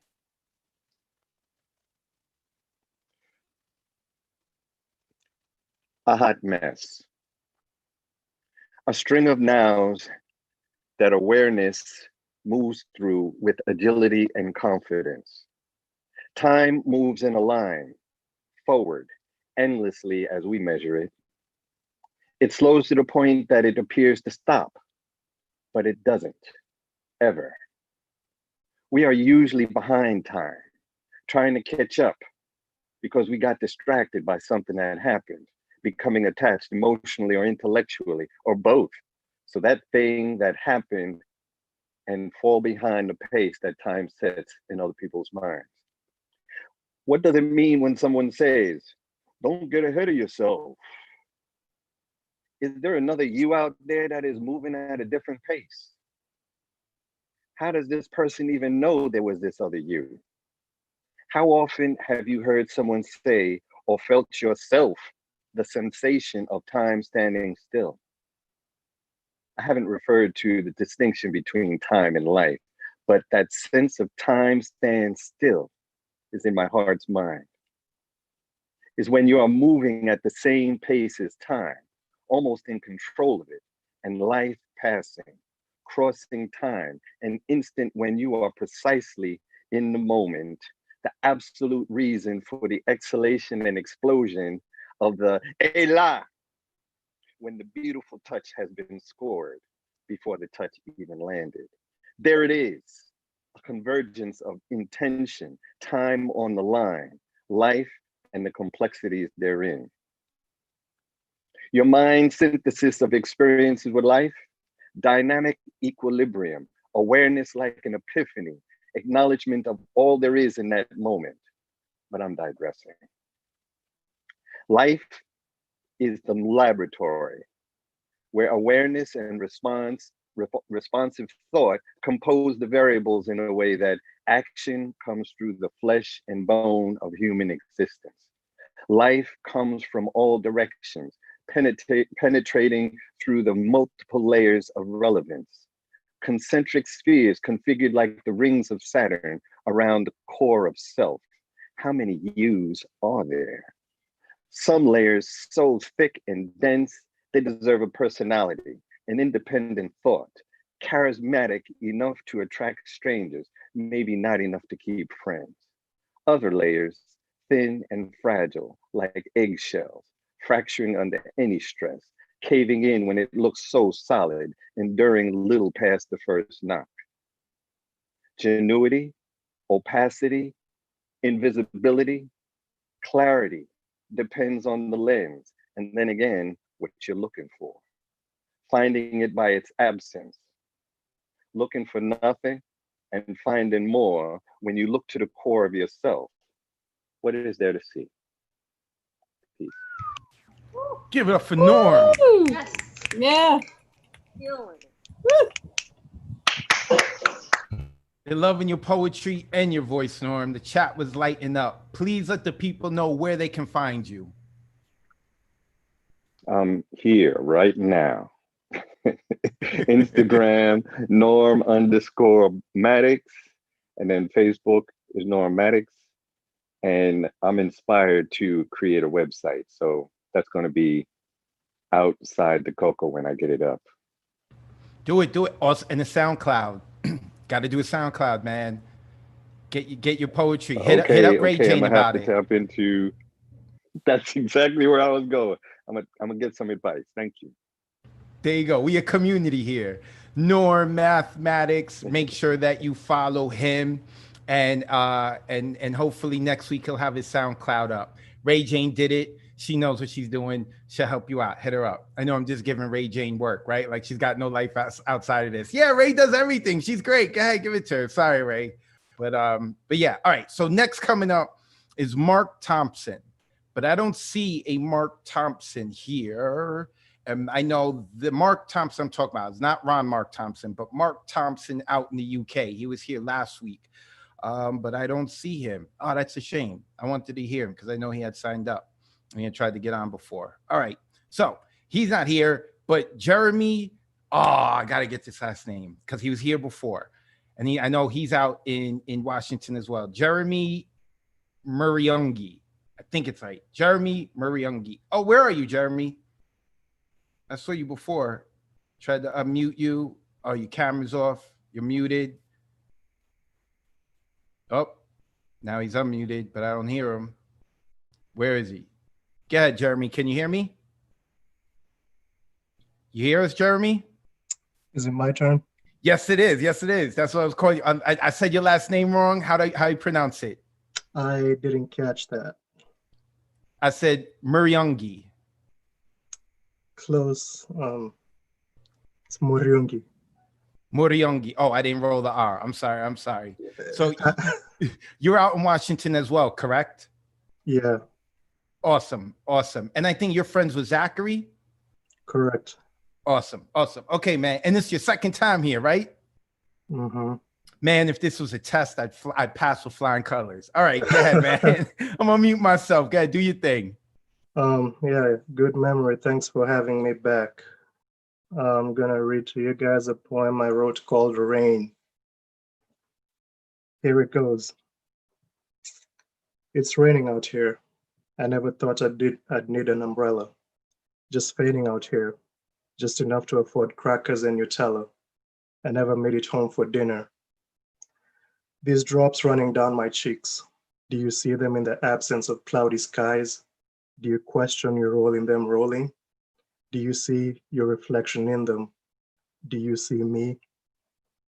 My coat does little to protect, like the coat of arms on flags and badges, aka the great seals around our necks, by the hands of those meant to protect, but the arms only seem to embolden. My clothes are soaked. Their weight brought me down to my knees. You, donning dry clothes, demanded I stand, unaware of the burden on my shoulders, the burden you put on me.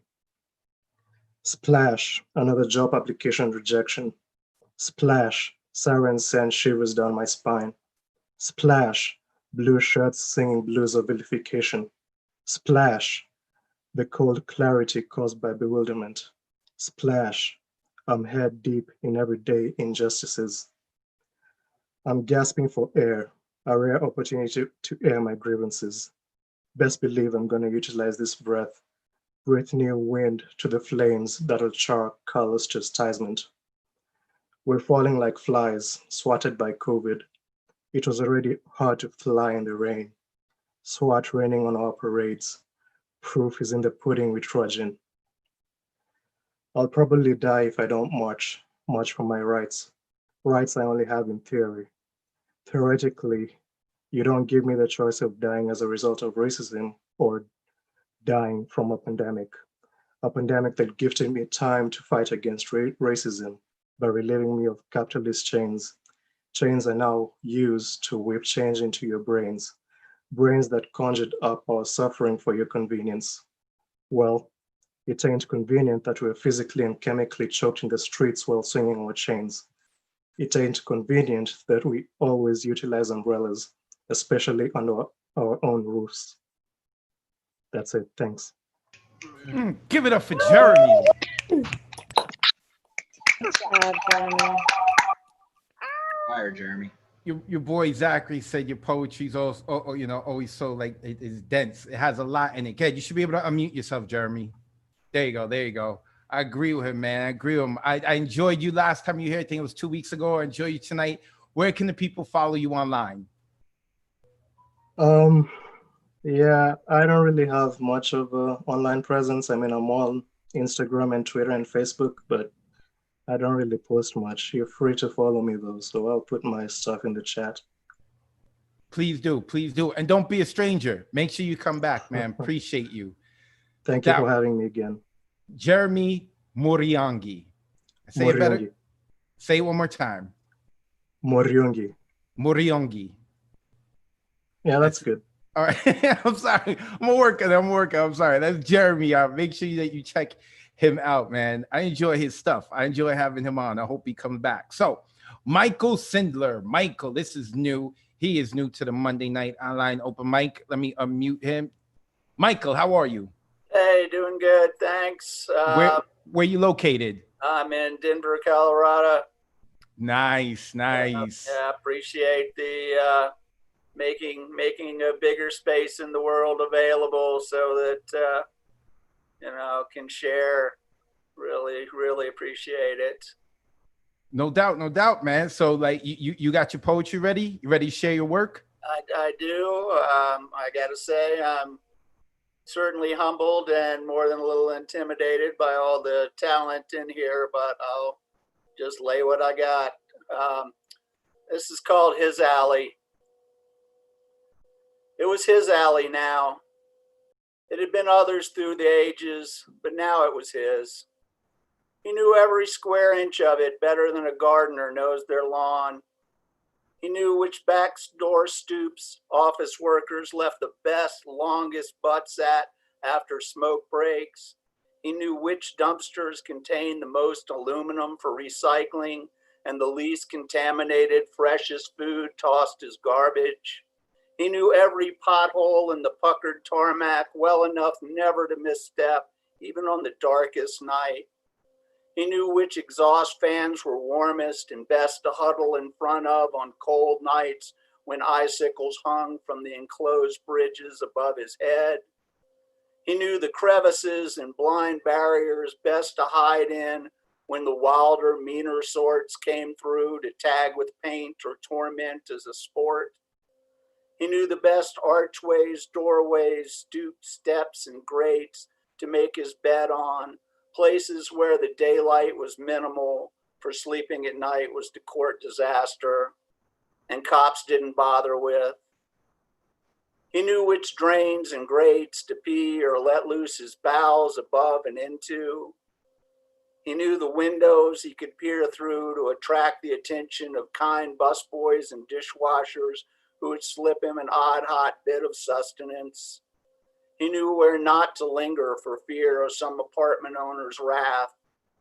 He knew which feral dogs would bite as they sniffed about his high-walled open-air abode. He knew the types and names of every bird, insect, and mammal sharing space, and cast off crumbs and rotting garbage and weathered perches of stone, brick, and metal, cracks in walls, sills, wires, and tufts of weeds and grasses. This was his alley. And though he might venture away to panhandle for change or smokes, get a shower and a meal at a shelter, church, or mission, it was here he returned to faithfully, and with less fright and sense of failure weighing on him, spend hour after hour counting bricks and watching condensation drip like some special slowed down fountain put there for his solitary pleasure. It was his alley. And it was there he was found, arms akimbo, frozen to the asphalt, his last breath having left, his very being being eaten, gnawed by cats and rats enjoying a rare feast. It was his alley.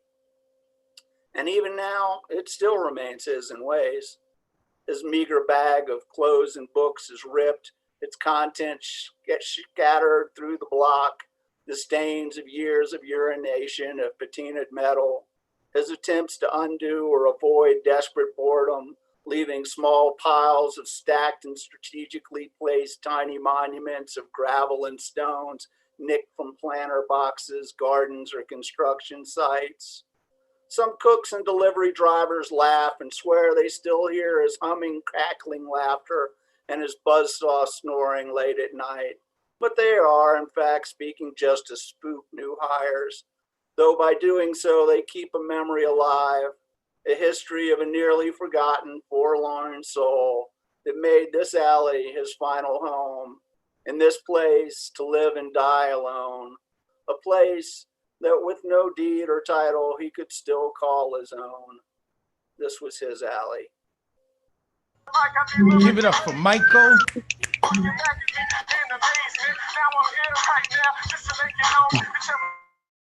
Let me unmute Michael.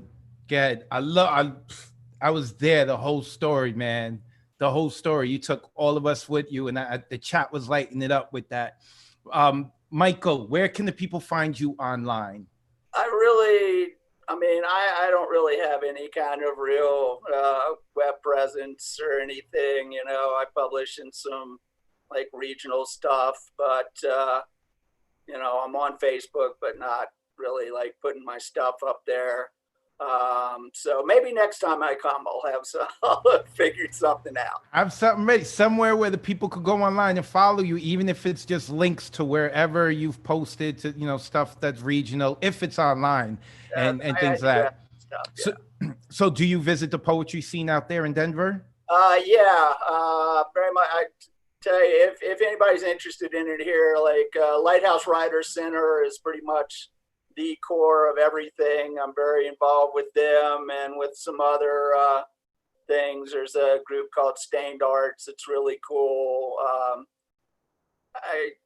There's a lot of stuff going on. You know, Denver's not New York, but it's still cool. No, that's why I asked, because I know like Denver has a lot of stuff, you know, so I may be showing my age a little, but like I know about Denver through Ken Arkind. I don't know if you know who he is. Yeah, cool. Oh, okay. So yeah, I know Ken. So that's how I know about Denver, but I know he's in Australia now and everything. But Michael, please come back. I hope you come back. Thank you. Thank you. That was Michael. Oh, and I said your last name right, Sindler. Yeah. Awesome, awesome. Michael Sindler. Thank you, brother. Appreciate it. That was Michael. So next coming up, I'm gonna get to my waiting list, which I'm happy about, is Wendy Jackson. Where's Wendy? I saw Wendy here. Where's Wendy Jack? There's Wendy. There's Wendy. She got a new name. Teach and Inspire. I see. Guys, unmute yourself, Wendy. You should be able to now. Good. No. Good. Try again. Yep, I unmuted you. You should be able to unmute yourself. Oh no, we gotta eat.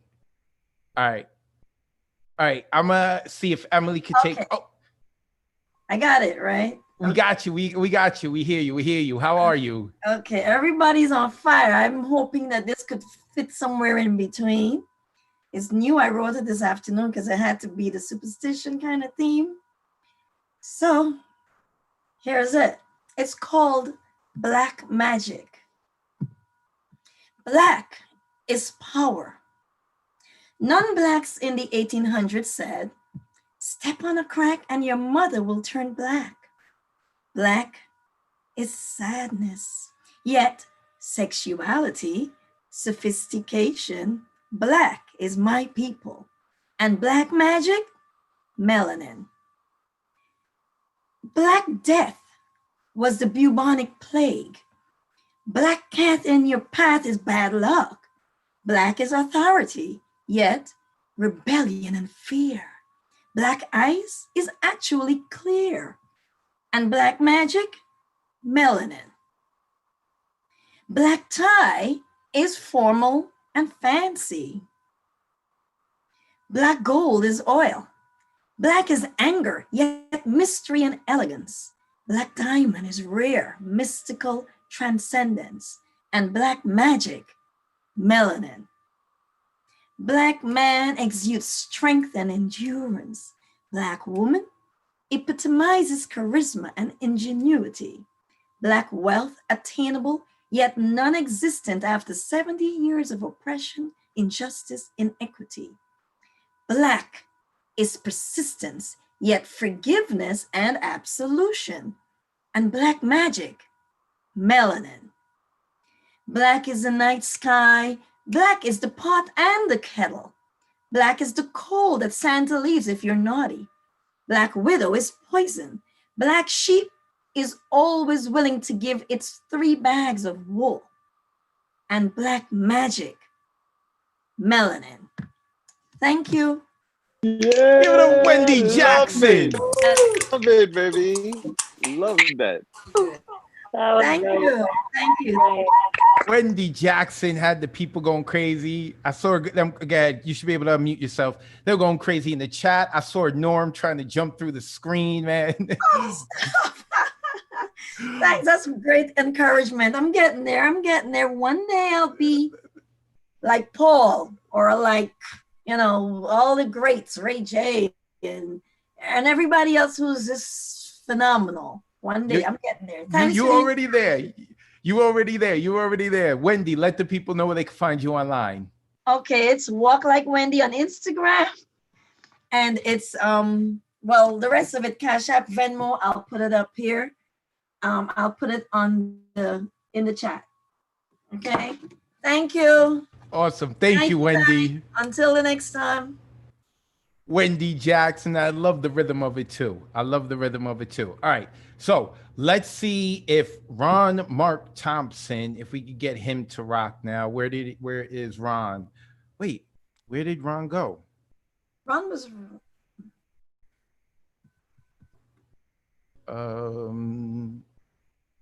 I think he stepped away. All right, maybe he went to refresh himself. All right, no problem. So Jocelyn Olum, I saw Jocelyn. There's Jocelyn. Hey, Jocelyn, how are you? Hey, I'm good. I'm glad you came back. Your second night with us, right? Yep, I'm here again. Awesome. And let us know again, where are you located? I'm in Boston.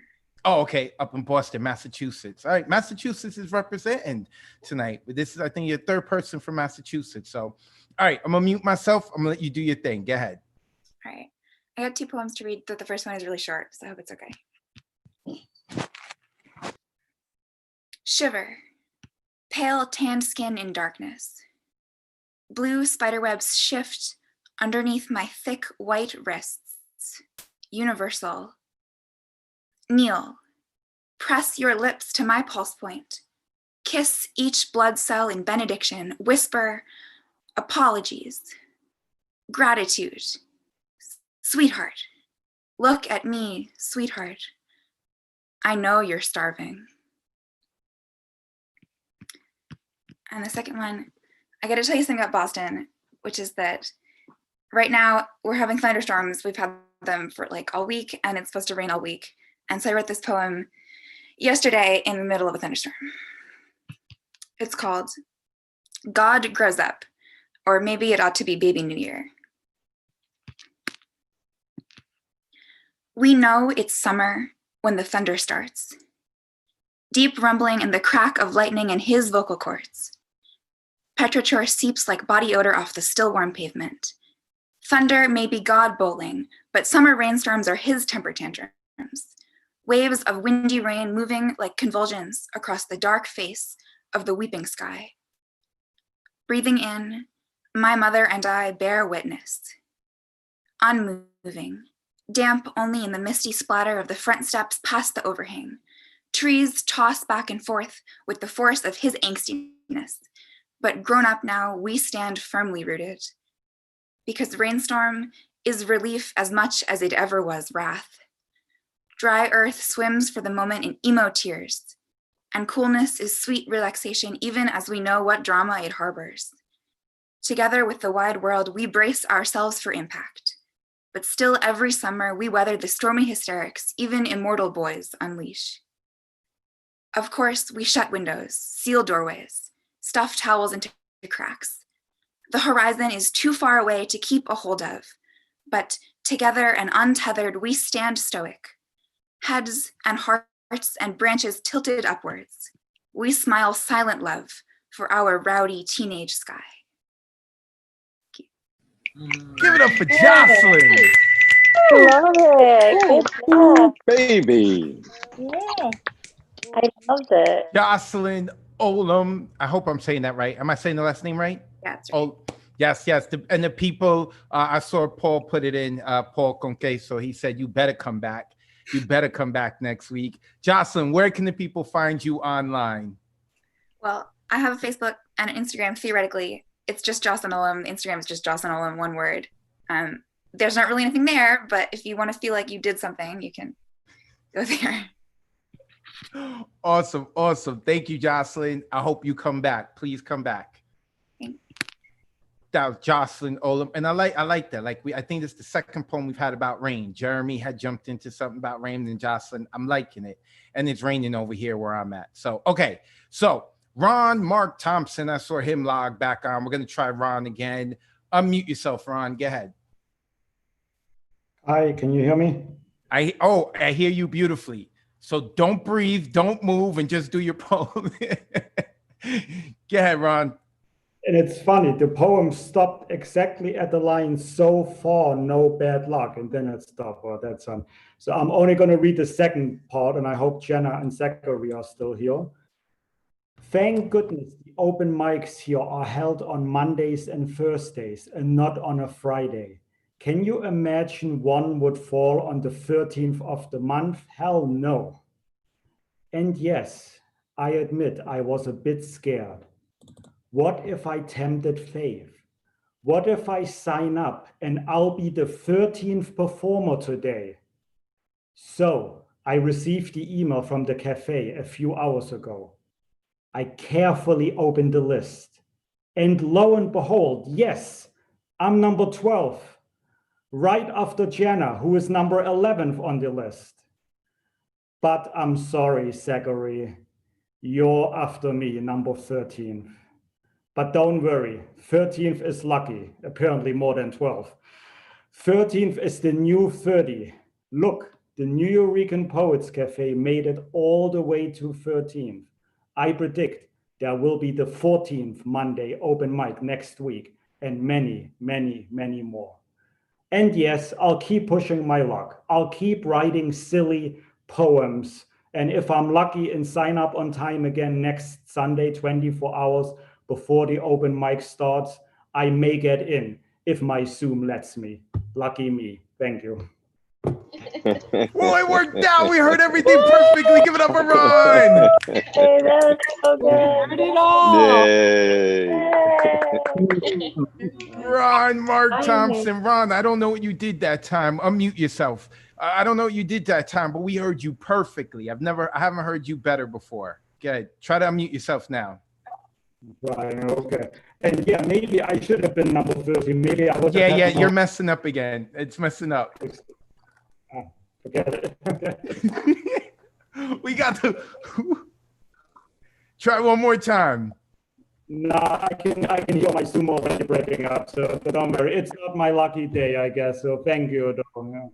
Oh, you sound great. Real quick, put your sign up. Put your sign up so people know where they can find you.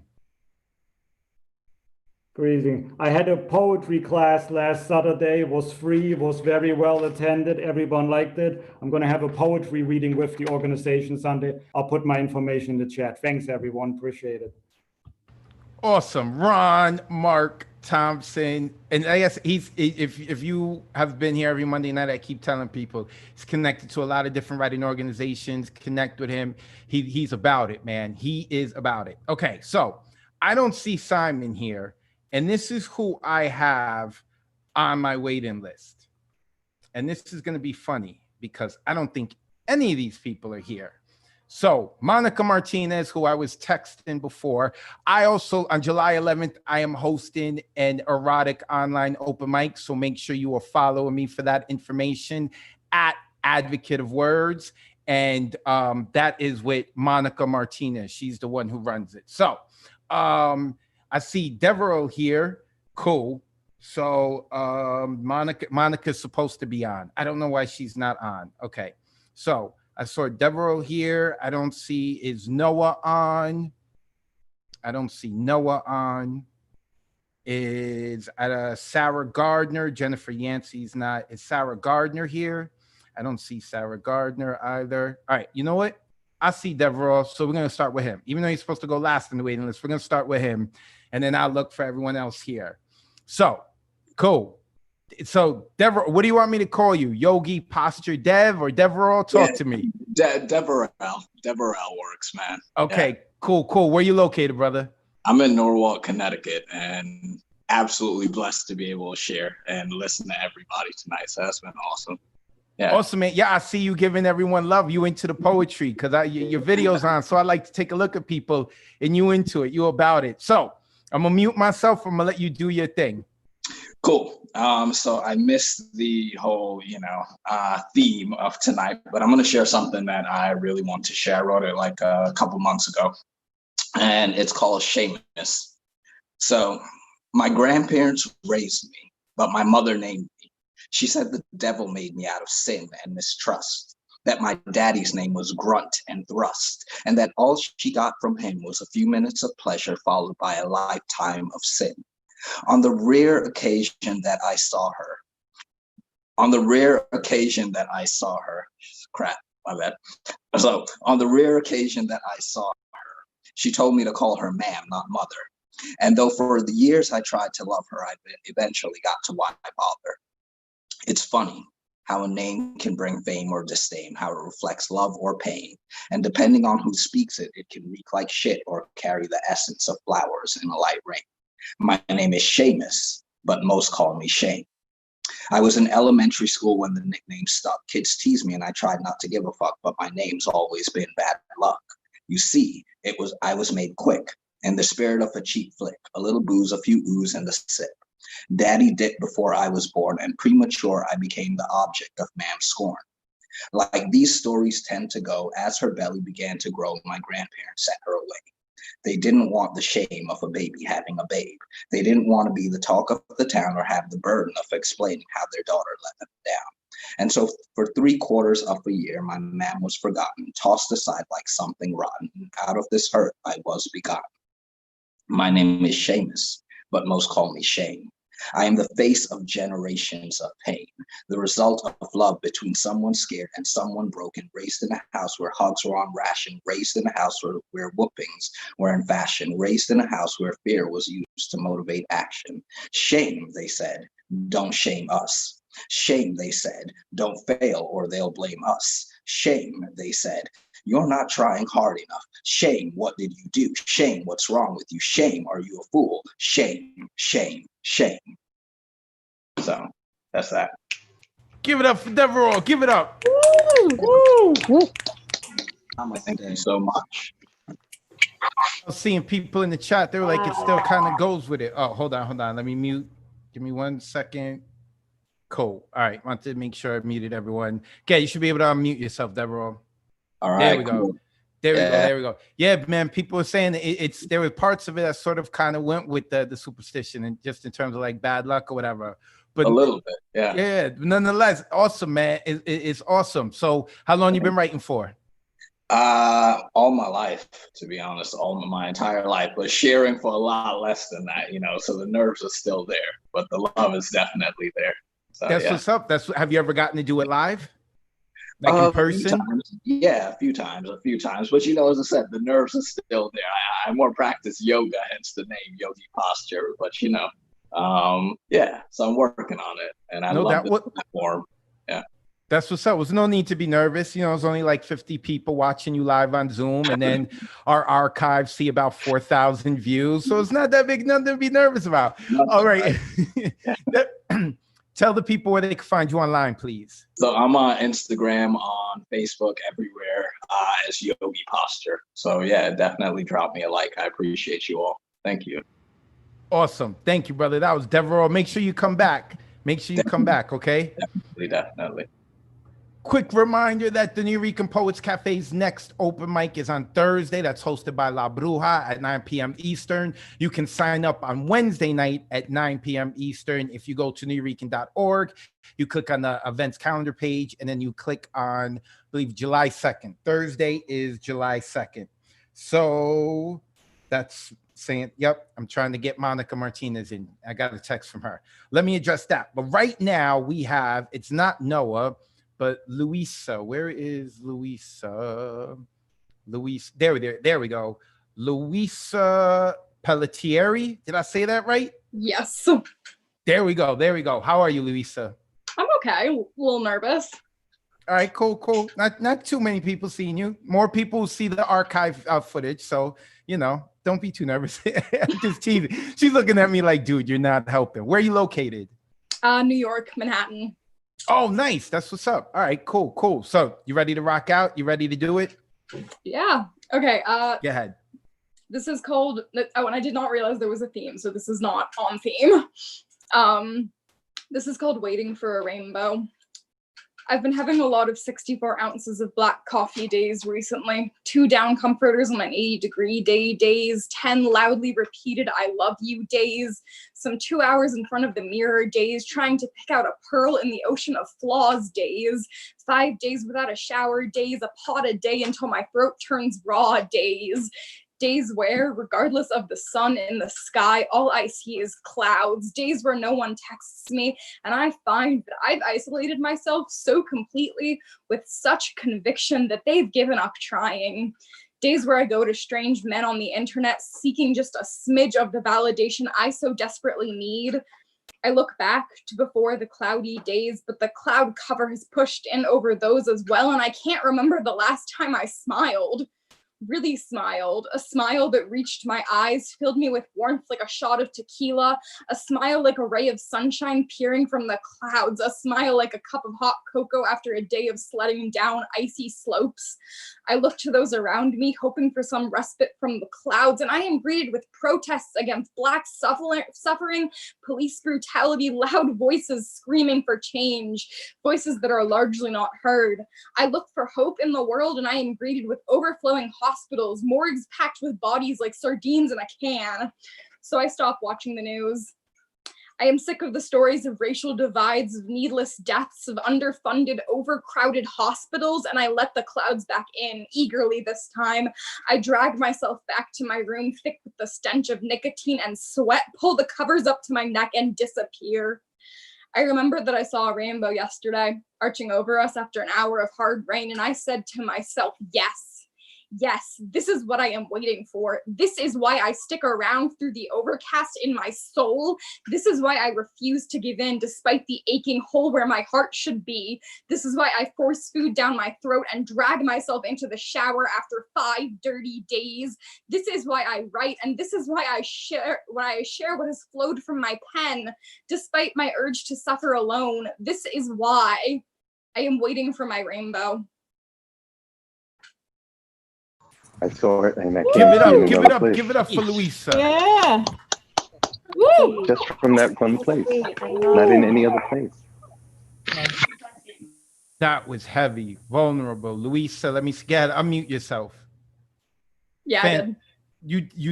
You did great. You did great. Where can the people find you online?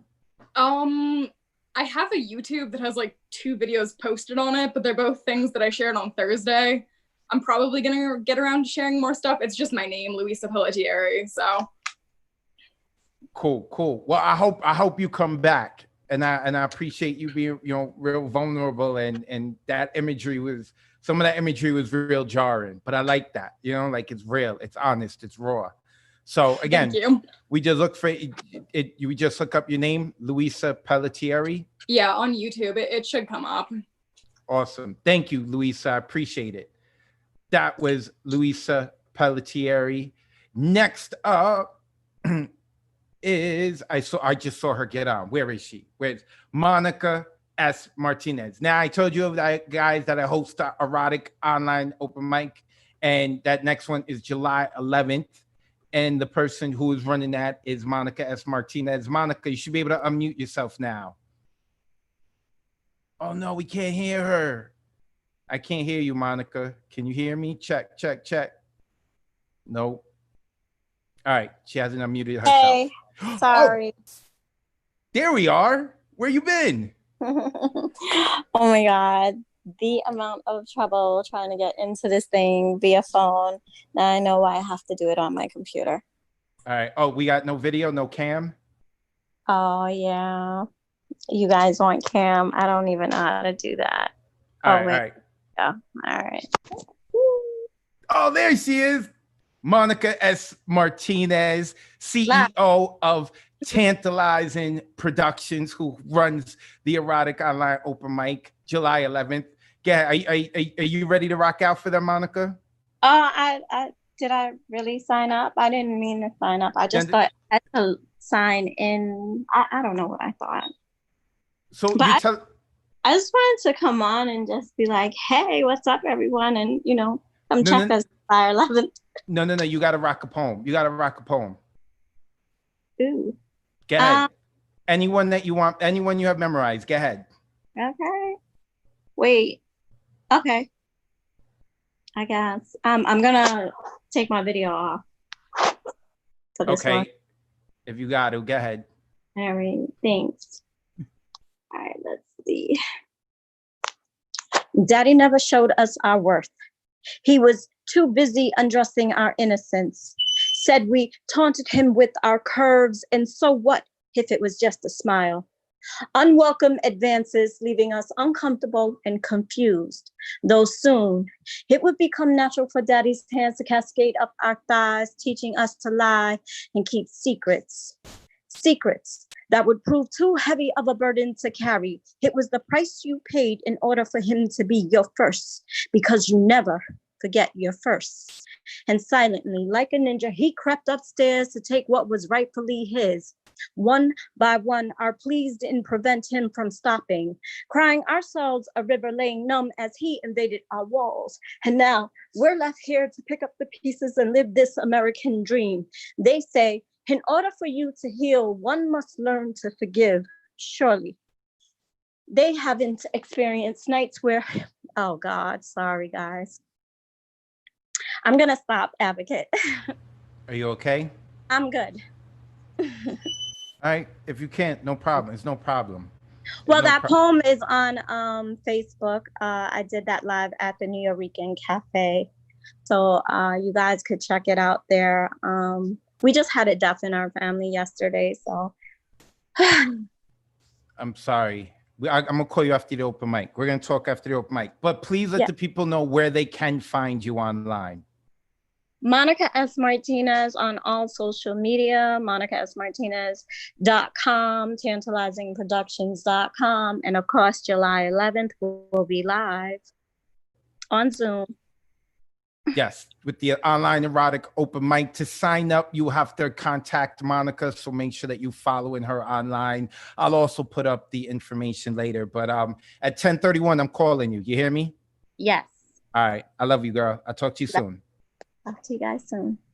Monica S. Martinez, very good friend of mine. She is awesome. Check out her stuff. And you got to check out like what she does on Facebook too. She puts up all this interesting information. I love it. I love it. So I've got a treat for everyone.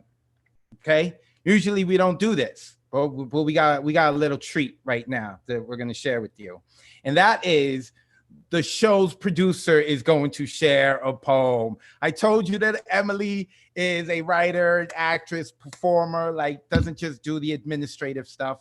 And Emily said, you know what? Like I wrote something for this. I didn't really finish it. It's kind of a rough draft. If we got time, I'll rock it. So we got time. Emily, how are you? Hey, thank you. Thank you for slipping me in.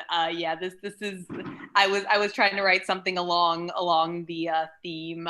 So this is new shit and partially half-baked shit. I'll probably read like a final draft version of this in another mic, but here's what I got. Awesome. Okay, this is called Malocchio. Nona tried to exorcise me when I was 3. Seemed as though some jealous eyes had cursed me. Wild and naked girl child, teeth bared, tantrums rattling the walls, making bathtub Madonnas tremble, and saints slam dance from holy water alcoves. Hailing Mary over my discarded sock to purge the demon. Jury's out on if that worked. Maybe I'm cursed. Born 13 days from Halloween. Faking sick to skip communion. Using rosaries as stage props. Always typecast slightly darker. Succubi or suicidal. Playing dead's my special skill. Nona tried to fix my darkness, but those birthstone pins she gave me, tiny topaz guardian angels, couldn't save me any more than they could save her or the women in my family, with hearts like ticking time bombs, making fragile rib cages rattle till they slammed down plaster saints into the street. But the scorpion in my stars is the phoenix resurrected, and they forget we come from Stragas, dancing naked under 13 full moons, as the wolves stand guard around us, teeth bared. Maybe I'm just a witch they couldn't burn. Thank you. Yeah. And I know. Emily Cordes, like goddess. Hold on, let me make sure everyone's muted. And of course, you can unmute yourself. There we go. Emily. All right, awesome. Emily, so of course you do work with the New York, but where can the people find Emily online? I am a postmodern psyche on Instagram. I'm going to drop that in the chat. And a little shameless plug, the cafe's doing an online play tomorrow night, Lipstick by Romy Nordlinger. I'll be performing in that, so I cordially invite you guys to tune in. At what time is that tomorrow? 8 p.m. Eastern, yeah. 8 p.m. Eastern. Make sure that y'all check that out. That was Emily. And that's just like a rough draft. That's something she's like, yeah, I really want to share. I got to work on it. Like, you know, that's how awesome Emily is. Emily Cordes, our producer for tonight. So I think we've gotten through to everyone, but real quick, since we've gotten through to everyone, I want to unmute my favorite troll, my brother, Mr. Chance. Chance, is there anyone you want to wish a birthday to right now? I guess not. Or maybe Chance has us muted. Why? What's up with that mustache of his? Everyone see his mustache? Oh, he just muted himself. Chance is in the group we call El Grito de Poetas. Oh, he's back. He's back. You got something to say? I was going to give you a chance to give this special person a shout out for their birthday and whatnot. Nope, we're not going to. All right, Chance. If you're not going to show us the mustache, I'm going to mute you. There you go. Chance has been muted. John Chance Acevedo. You can check him out on Facebook. He is our Words, you're favorite. muted. All I see is your mouth moving, but I don't hear anything. Oh, then that means you've got something muted on your end. I hear your words. Everyone else hears me. All right. Yeah, everyone else hears me. Oh, well. Everyone can hear me. Give me a thumbs up. There we go. Everyone give me a thumbs up. They can hear me. They can hear me. What's up with that mustache, man? What's up with that? After I talk with Monica, I'm going to call you. All right. After I talk with Monica, I'm going to call you. So you guys can follow me online. Like I said, at Advocate of Words. I do a radio show here in New York City. I host an online open mic. I teach online. I'm going to be hosting a workshop, a free workshop through Peggy Robles Alvarado. When that information comes out, I will let you know. And yeah, July 11th is the online erotic open mic. Please check out the Nuyorican Poets Cafe on Facebook. We're on Instagram. We're on Twitter at Nuyorican Poets. We're on Facebook. It's Nuyorican Poets Cafe. That's where you're going to be able to find the archive of today's show. So if you want to go back and take a look at Chance's mustache again, you can totally do that. Now he's trying to comb it. It's amazing, amazing. So thank you to those of you who watched us on LinkedIn and YouTube. This is something new we tried. Hopefully you keep checking us out, and also go to our YouTube page. Yes, go to our YouTube page and follow us there. We're going to start moving a lot more content there. So with that being said, as tradition it is, first off, we made it through the 13th show, man. 13th show. A couple of mic problems, but we made it through the 13th show. So with that being said, good night, sweet poet. Thank you for sharing what you've written. Good night, sweet poet. Thank you for taking the time to listen. Good night, sweet poet. May your dreams be as imaginative as your poems. Good night, sweet poet. Thank you for inviting us into your homes. This has been the Monday Night Online Open Mic presented by the Nuyorican Poets Cafe. I've been your host, Advocate of Words. It is always a pleasure. Please enjoy the rest of your night. And if there's nothing on Netflix, you can check out primewire.li. It's an illegal website. You can look at all the movies there. I got you back. I'll hook you up. All right, Emily, that's it. We're done. Take us home. Peace.